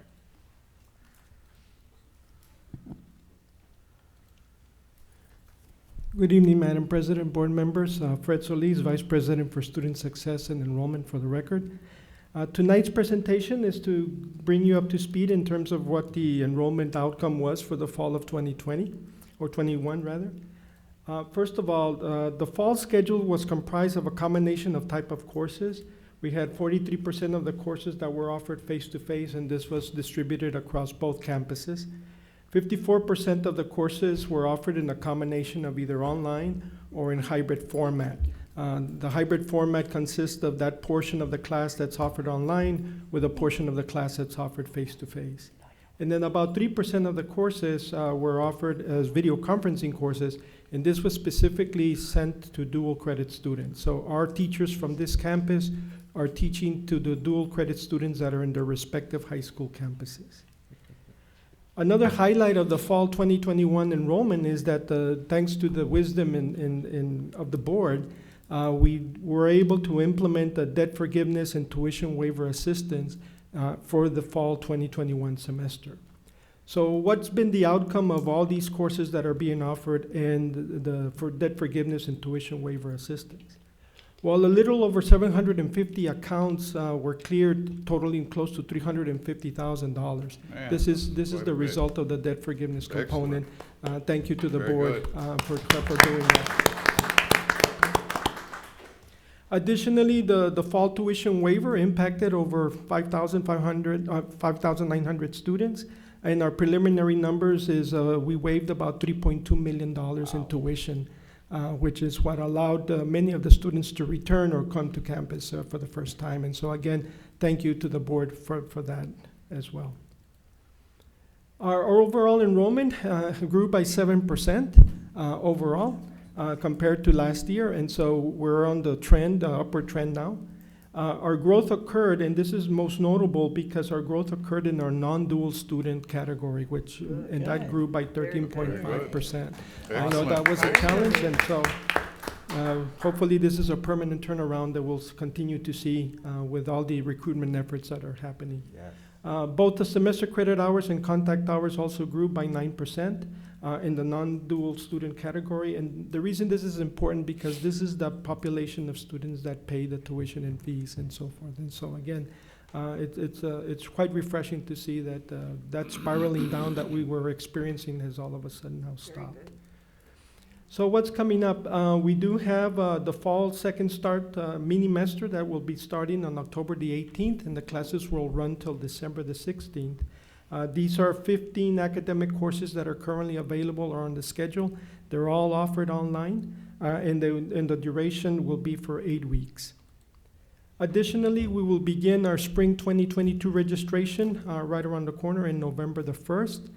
I do want to announce to the board that the same committee that came up with the tuition waiver proposal is going to meet again for a possible proposal for the spring 2022 tuition waiver plan. Awesome. And so we'll be coming with that plan to the board in October. And so I'm open for any questions. Any questions? Thank you. Great job. Congratulations. It's been a team effort from the whole campus. Everyone. Thank you. Very good. Thank you to everyone. Next item we have is recruitment update. Dr. Diana Ortiz.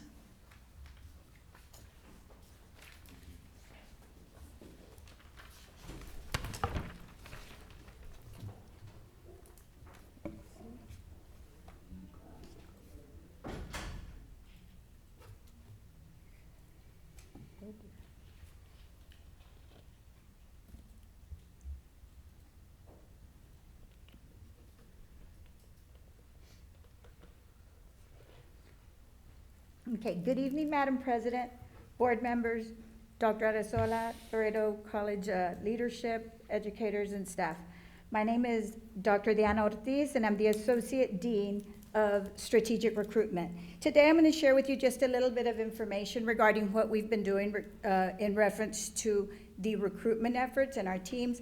I'm going to try to speed it up because I'd love to share all the information, but I'm going to pass through some slides just to showcase some highlights about what we've been doing since I took on the position as the Associate Dean.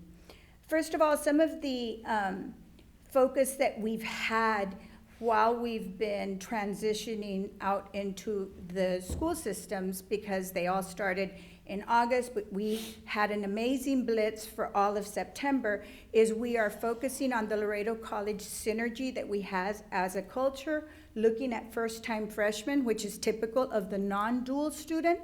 But since we have these captivated audiences of students, it's very purposeful. They're coming in so we could see them.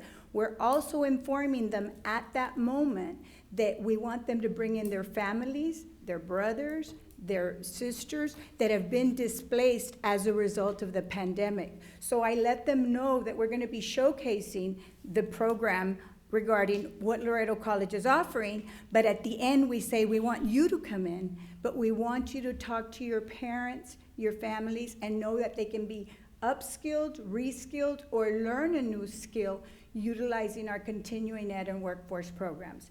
Then one of the things that we talked about, and earlier, Board Member Ramos, you mentioned some of the things that this conference was showcasing. We start off our presentations by highlighting the middle section bullets, which is that Laredo College is open to new horizons. We're being flexible today more than ever before because of the way that things have happened and shifted due to the pandemic. That we at Laredo College are empathetic with our students and their situations because so many people have been impacted in different ways, some unfortunately even seeing family members pass or get very ill as a result of the pandemic, and then the open lines of communication. So we're showcasing all that information. Then I introduced the team and I showcased them. Every school has their own lead recruiter, but we're traveling as a team. So the schools, as we're talking to everybody, they know that they can refer to all three of them. Each school, like for example, here, Hebronville, the lead recruiter is Eric. For Bruni, the lead recruiter is Carlos, and for Zapata, it's Jackie. Of course, we have our lead recruiters for the Laredo ISD and UISD as well. But we've started virtual office hours and Zoom appointments, of which after our presentation at LBJ, we have 18 Zoom appointments already scheduled for students that we've been marketing to. We also have a Meet Your Recruiter QR code, so they find out a little bit about general information, where they graduated from, so on and so forth.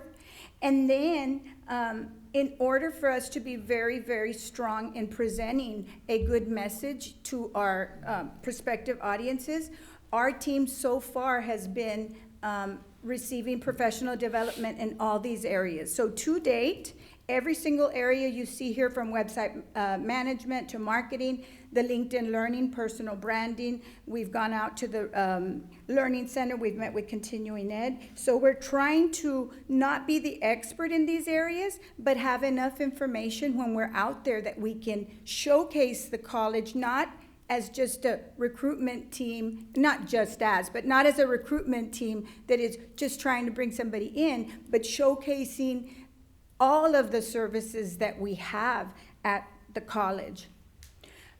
Also traveling with us this September was the LEAPS division, Ms. Claudia Juarez, she's the coordinator. Ms. Suzanne Ramirez, she was promoting donor relations and the Lamar Bernie Vergara Trust. And we did have one session where the dual associate dean, Mr. Hernandez, came along with us, and when we're introducing ourselves, we introduce the entire team, but then we introduce our supporting team. So it's not only us doing the recruitment, but it's an entire village of people.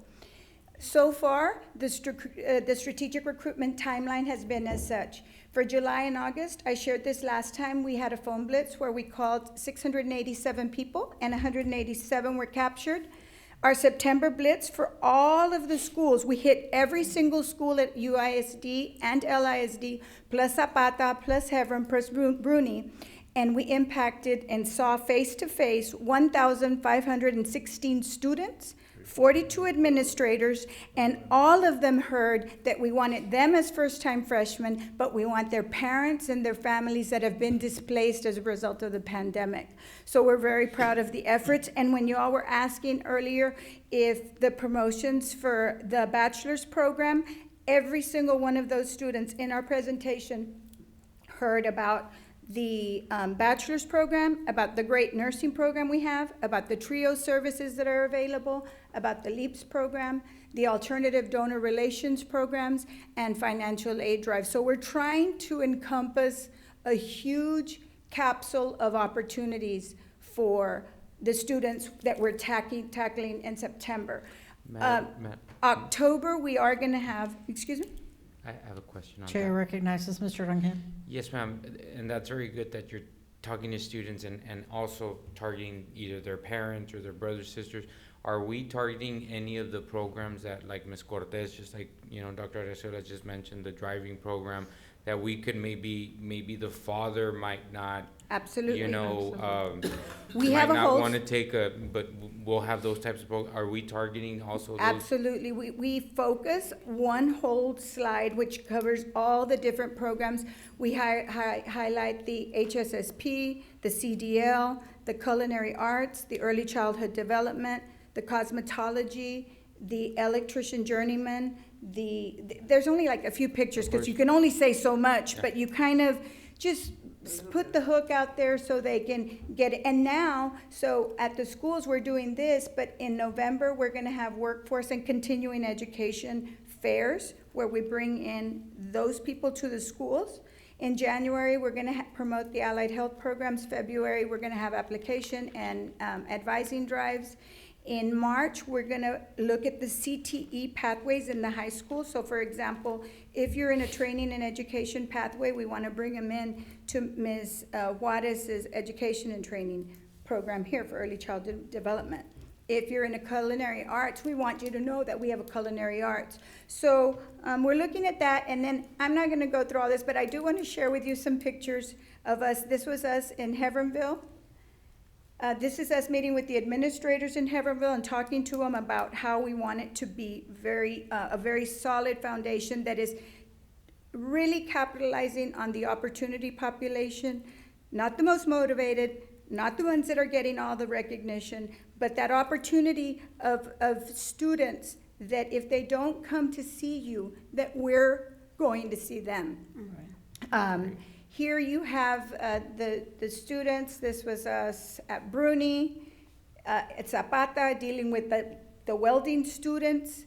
That these are all seniors in that program, and we were letting them know this is a perfect example of that pathway. These are welding students to say we have a program at Laredo College that can continue that process. Then, okay, right here we were just dealing with college prep students. And we had some Zoom calls. Cigarroa, we were out at Cigarroa, Alexander High School. I'm very proud of showcasing the Laredo College emblems and the information we have there, being supported by dual enrollment. Of course, promoting all areas, as you could see at the bottom, the LEAPS program, talking to people, promoting their mentorship program. And then all in all, these are some of the numbers that are actual numbers of people that we communicated with at every single school, including the administrators. And this was for the September Blitz.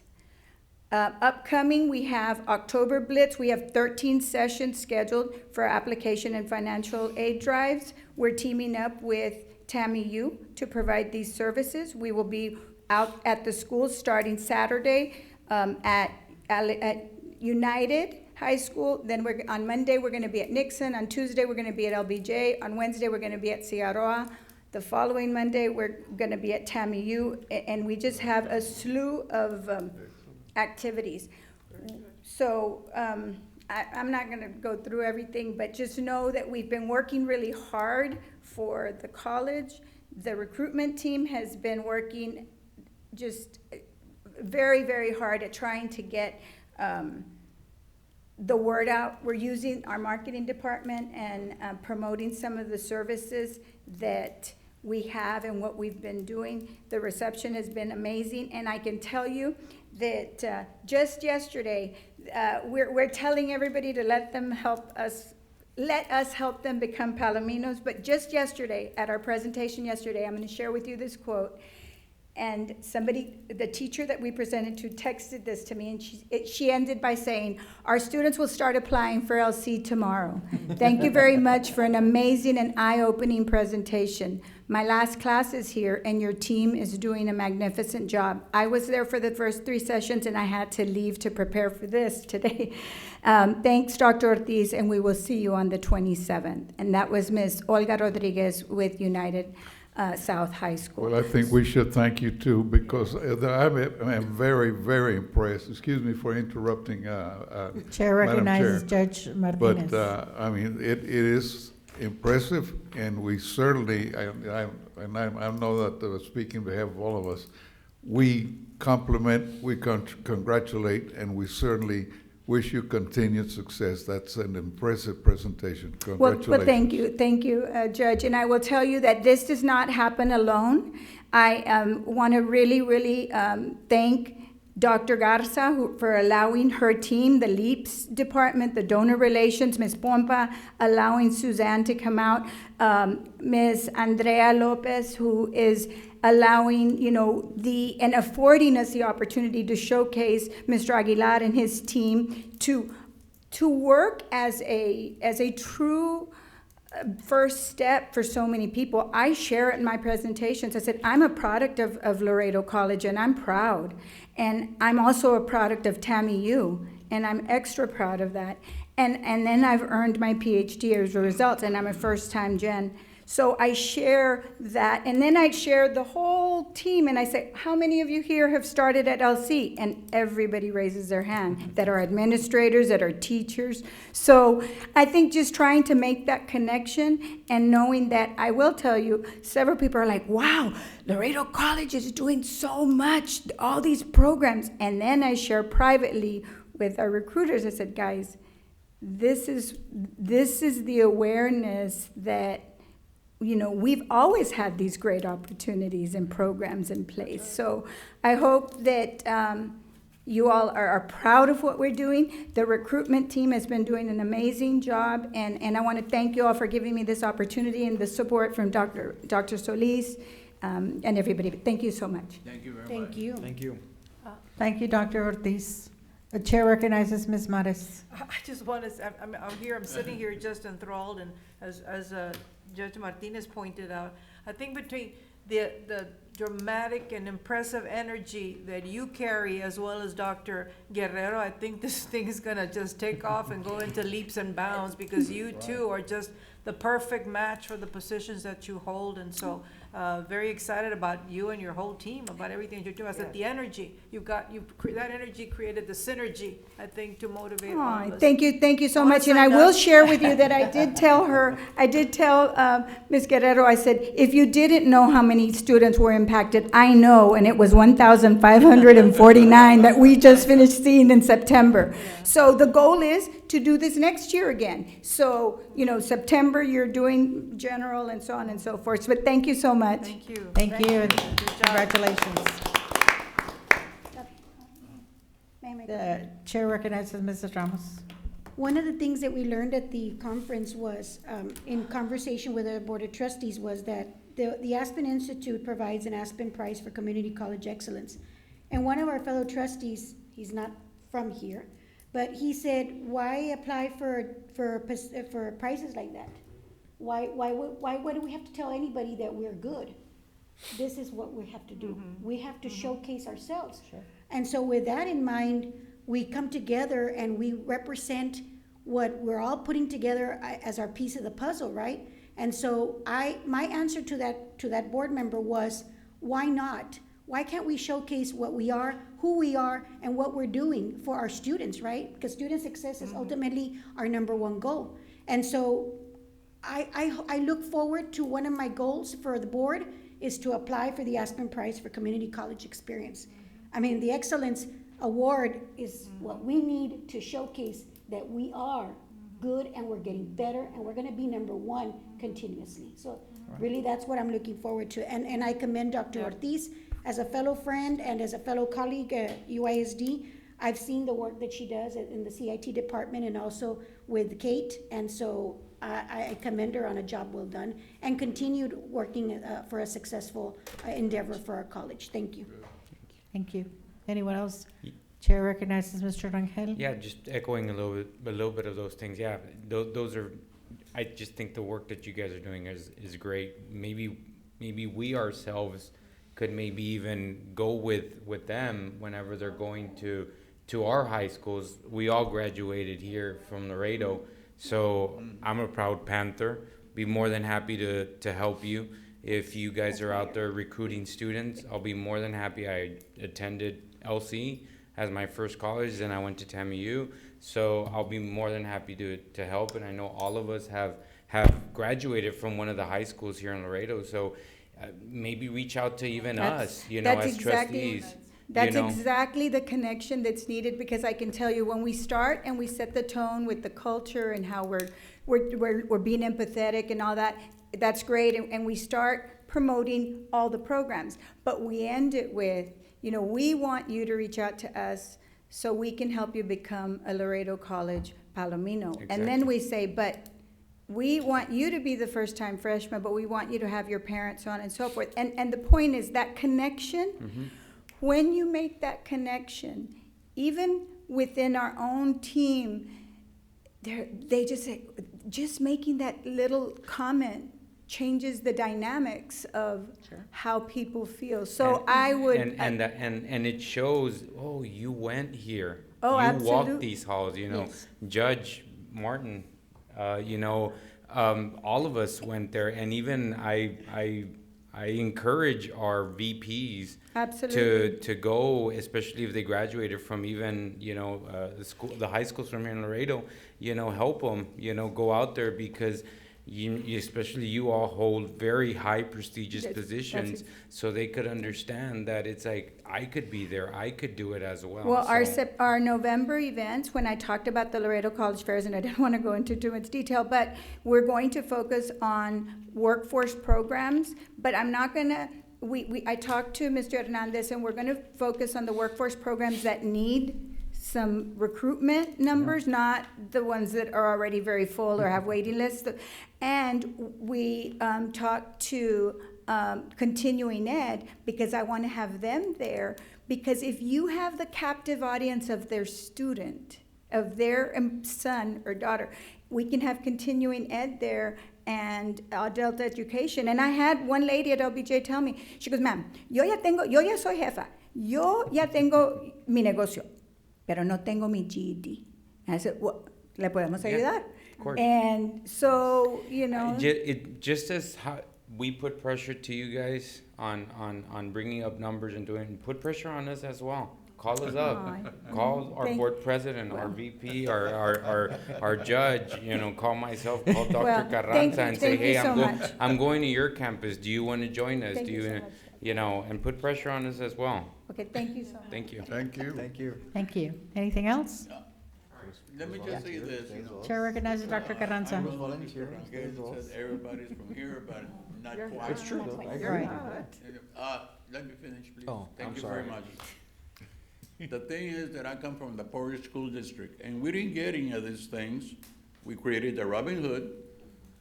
You don't know where I come from, do you? But it is very important to deal with the parents. It's good right now to enlighten everybody, but at the end, there better be an end product, because there are gonna be a lot of discouragements. But the thing is to keep going forward. You can give all the rhetoric you want, but at the end, it's a good. Did the student get ahead? Okay, I'll cut it short. I don't like to go all this jumble. You're done? Okay, so I'm going to go to the next item. Yeah. Okay? Yes. Okay. I wanna- Next item is 11D, financial aid update. Mr. Stephen Aguilar. No.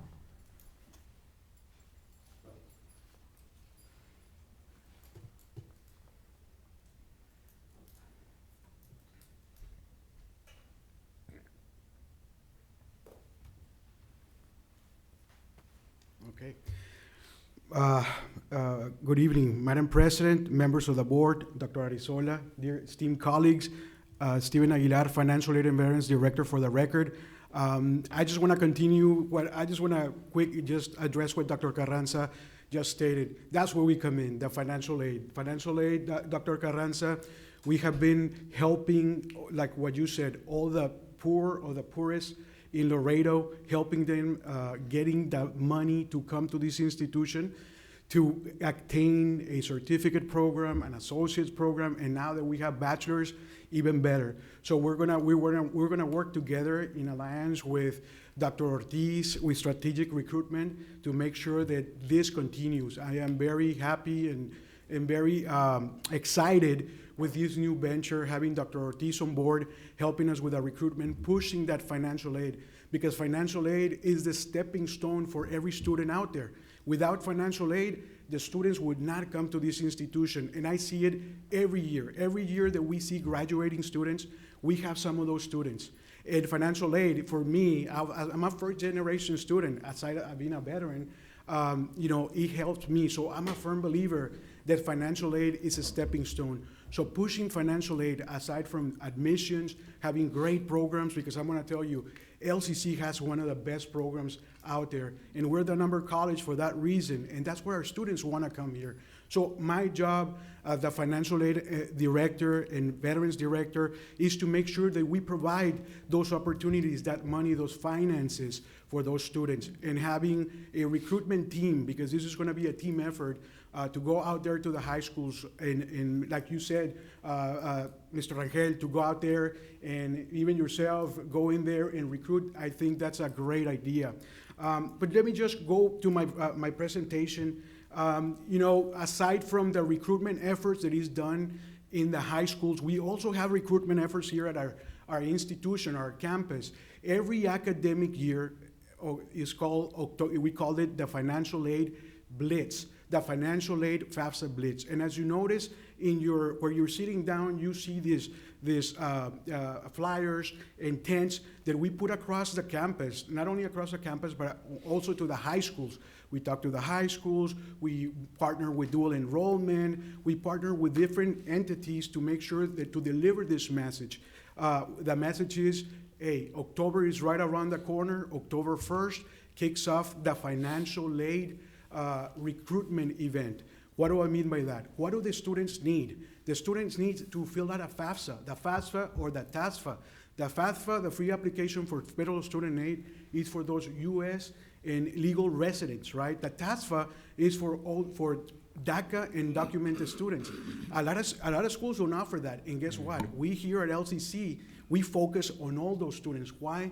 Because those are the students that come from the poorest communities around Laredo. So our focus is to bring that financial aid support for them to be successful. So October 1st kicks off the 2022-23 FAFSA application drive, and that is going to be, we're going to have events in both campuses. There are going to be, starting October 1st, this October 1st, we're going to have a big kickoff event, and I invite you all to come by.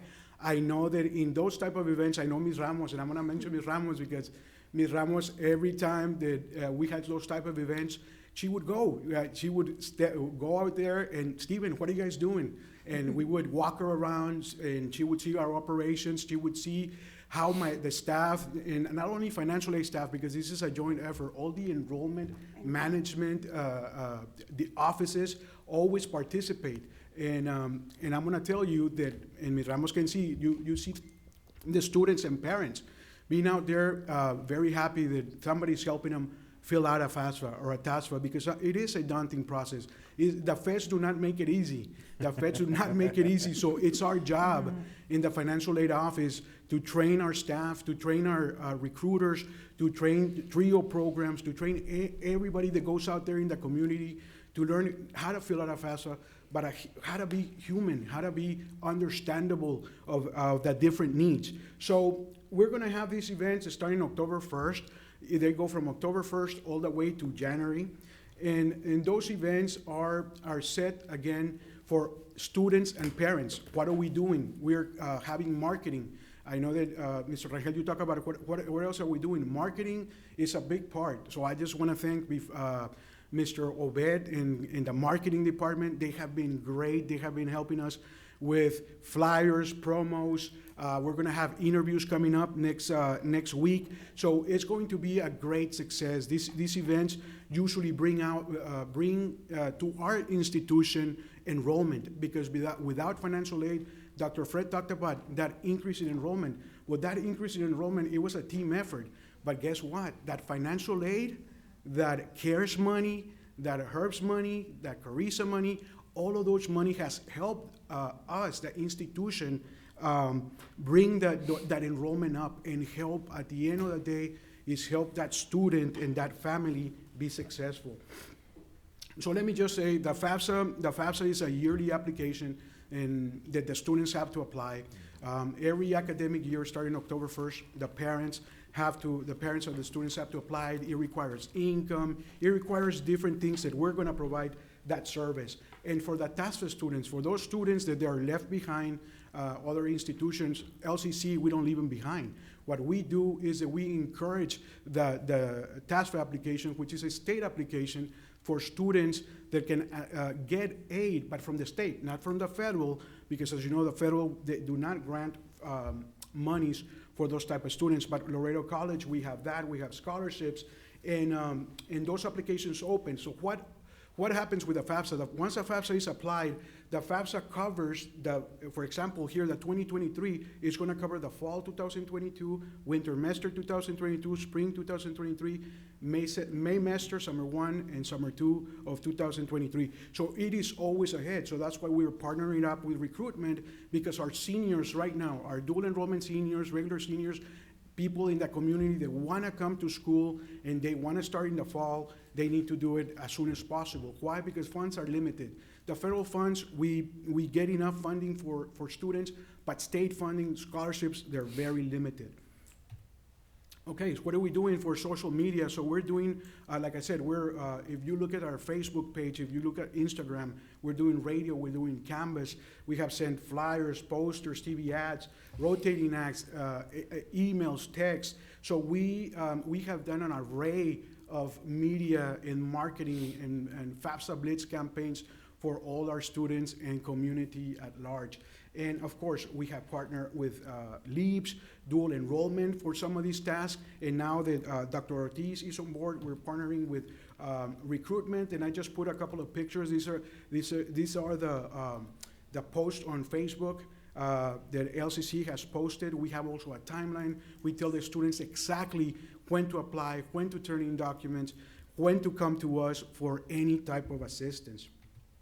Now, this is another TV ads that are around campus here in the South, that any student, any parent that stop by is going to see it, and they're going to be able to know that we have this type of events coming up, and they could come and participate. And these are other pictures, and like I said, I sent some of my work studies. I said, make sure that you put all those tents everywhere so they could, so the students could know, and that you guys are aware of this. So we're, very happy to invite anyone to our coming event starting tomorrow, October 1st. You're more than welcome to stop by, and so you could see that, hopefully we'll have a good turnout. And again, we're going to go from October all the way to January and continue to the month of March. So, any questions? Chair recognizes Mr. Rangel. I don't have a question. I do have a comment. Mr. Aguilar, I commend the job that you do. Every person that you've reached out to that I've actually, Mr. Aguilar, I don't know this person, they called me, can you help?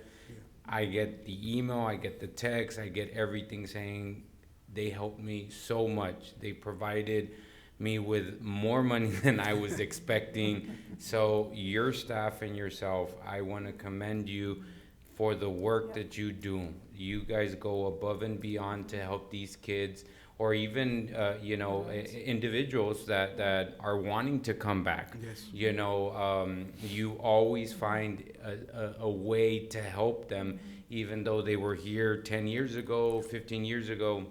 I commend you, because especially one of my buddies from elementary just enrolled for I think it's electrician. Oh. And he called me crying, telling me after 20-some years, he came back, and he's so happy, and I know you had a lot to do with that, and I want to thank you because it's those inspirations, and he posts LC every day in his Facebook of what he's doing, and I'm happy that he's happy coming back, even though, and he puts there, it's never too late, it's never too late. And it's what everybody in your all's team is doing, and everybody at Laredo College is doing to bring these people and trying to say, like he says, it's never too late. So I want to thank you for the work that you do. Mr. Rangel, thank you so much, and we, I know that you have approached me, and we have talked, and I'm gonna tell you that it's an honor, like working for, this is a very noble job, assisting and helping, because, if I didn't believe in this, I wouldn't be in this. I would not be here. My goal was to go to the DEA. I was on my way to do that after I got out of the military and got my degrees. But working as a work study, I started as a work study, working in financial aid, and financial aid helped me. And the VA, of course, helped me as well. So I know that we make a difference every day. But we make a difference because of your leadership. Your leadership, I know that Dr. Rodriguez Tijerin is not here, Dr. Fred Solis, and now Andrea Lopez, they support our mission, because I go to them. Every time I have a problem, I go to them. Hey, this is what I need. This is what needs to be happening. And every time I really don't hear a no, I always hear, okay, let's see what we can do. Let's make it better. And at the end of the day, it's not for us, and everybody knows this, it's for the student. It's for that student that is going to walk that line, get a certificate program, get now an associate's or a bachelor's degree, and they're going to better their lives. Because it happened to me, and it happens. We change lives every day. So I think that, again, thank you and for your support, because if it wasn't for you guys, your vision, we would not be here. So that on behalf of the students, my team, we thank you, because it's not only me, it's my team. My team is what makes it happen every day. Kudos. Definitely. Awesome job. Thank you. Chair recognizes Mr. Ramos. Wait, And not yet. Mr. Aguilar. Mr. Aguilar. We're not done yet. Not done yet. Yes, ma'am. No, I just want to tell you, thank you for always working with the kids, because I too also recommend individuals to go to your Yes. office and have them talk to you, and you're readily available, and so is your staff. I mean, they're very welcoming.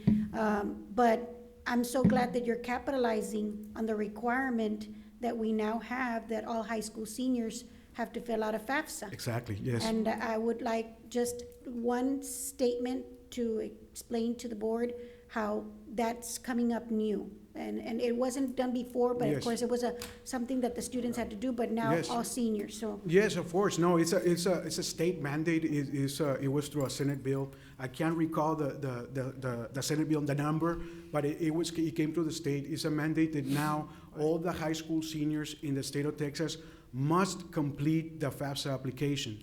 The only loophole there is that they don't talk about the TASFA. And as you know, TASFA students, we have that TASFA is for undocumented and DACA students.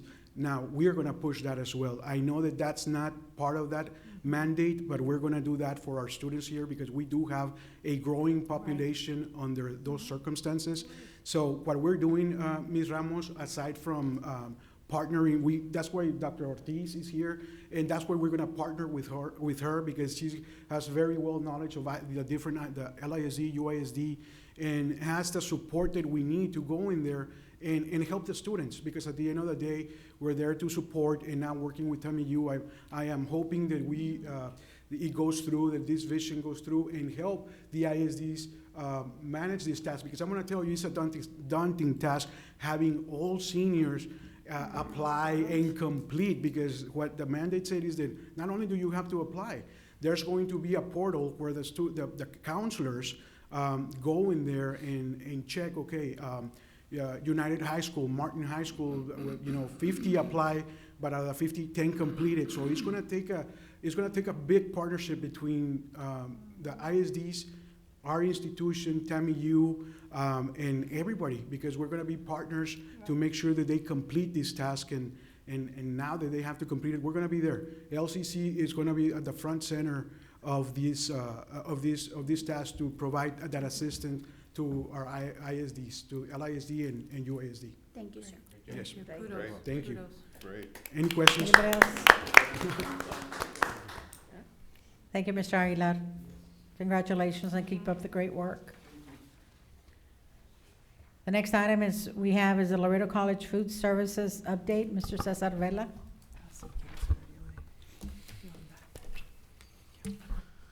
Cesar Vela, VP Finance for the record. Just to give the board an update on the food services. As we reopened campus to face-to-face, our priority at this time was to bring back some of the services. We did approach, we had individual contracts with 3 providers. We approached all 3 providers. Out of the 3, only 1 returned, Taco Palenque. But thanks to the efforts of Ms. Nonamaker and Ms. Beatriz at the South Campus, we were able to bring in another vendor right now that is currently has set shop at the South Campus. They started operations this week. And also we were able to bring back Chick-fil-A under new management. A different franchisee was able to provide the services. So we have Chick-fil-A at the South Campus and at the main campus at this time. They are providing services from 8 o'clock in the morning to 2 o'clock in the afternoon. And that is breakfast here at the main campus. It's being provided by Taco Palenque, lunch also by Taco Palenque and Chick-fil-A. And at the South Campus, we currently have Eduardo's providing breakfast and lunch, and also Chick-fil-A providing lunch. Now, internally, the team has discussed the issuing out a request for proposals. However, based on the history that we had with requests for proposals, we have not been very successful. Since we reopened the Kaysen Center, we've had 2 vendors. One vendor came on board and performed services for about 2 years. So they completed 2 out of the 5 year that they had agreed to. We then issued another RFP, and we had the same situation with the vendor that we had to cancel the contract. Right now, the recommendation that we have on that we're working on is to do a request for offers, and essentially it is something similar to a request for proposal, but this allows us to work with multiple suppliers, and we bring them on board, and they provide suggestions as to how we could offer the services. So the plan right now is to actually do an invitation to seek potential suppliers and vendors that are interested. And that is, again, to give an opportunity to restaurants or here within the community to participate. And again, it is something that we've done in the past. When we closed down the Kaysen for renovations, we went through this process, and we actually were able to secure 4 vendors that provided services for about 1.5 to 2 years at the T30 building. So again, right now, we are planning again to do that, issue out an invitation to seek offers from multiple suppliers. Here at the Kaysen Center, we have room to accommodate up to 5 suppliers. The challenge with the design of the Kaysen Center revolves around the kitchen area and the storage. And that's why it's important for us to work with the vendors, bring them in, and work and see if we can come up with a solution to be able to provide variety to our students and staff. I know that right now it's taken us a month to bring those vendors back on board, and that is because obviously there's paperwork involved. We did request them to submit their permits, their insurance. So finally all that has come in and they have started operations. But as we have started that through the marketing office, we've been advertising that we now are offering these services through the Kaysen Center and the Billy Hall Center. But we're already getting calls from staff members and students that say, hey, we want this other vendor to come on board. They have you guys have it at the south. Bring him over to the Cason, and yes, we've had meetings with those vendors, but again, there are some challenges there, and the way the RFO works is that it allows us to work with the vendors and see if we can find a solution to be able to provide those services.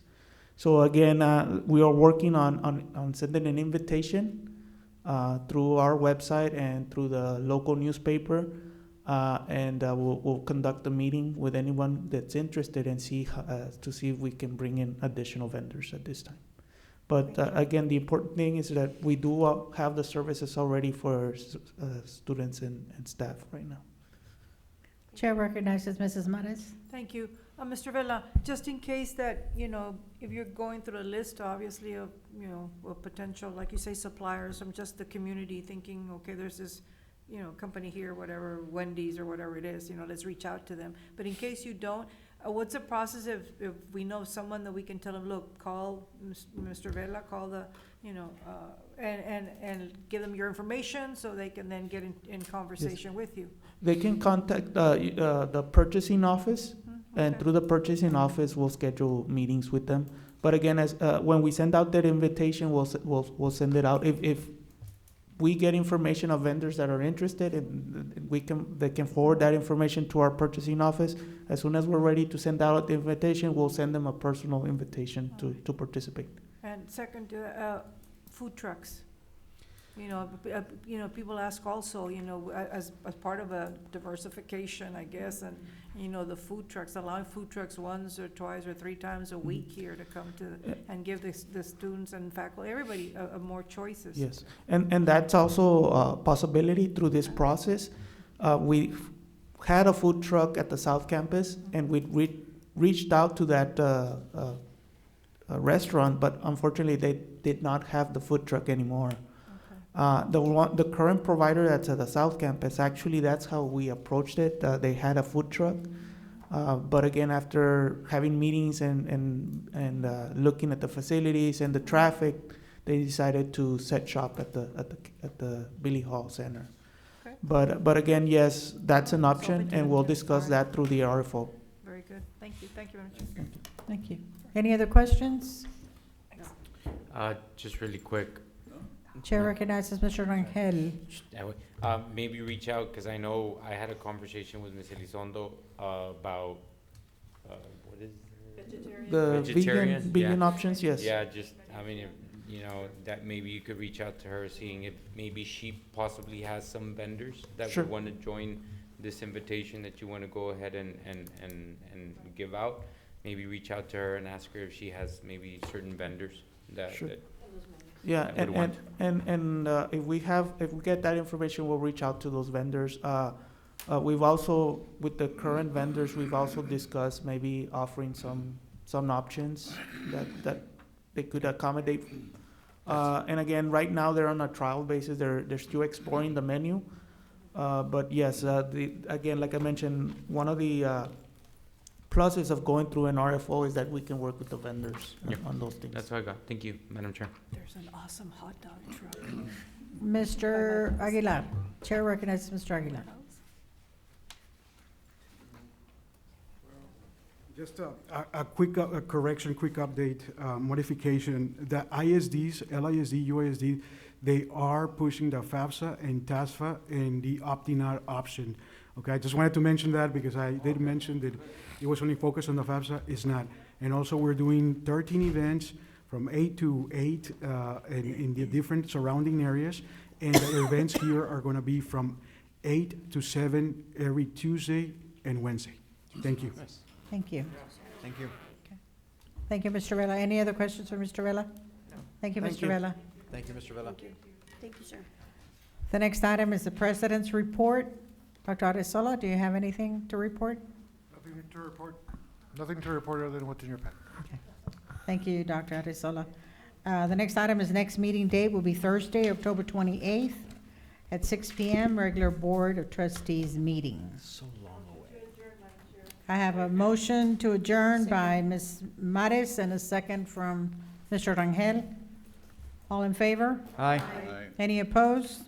Motion carries. Thank you, everybody. Thank you, everybody, for staying late. Thank you, everyone. Thank you all, appreciate you all. Over 28.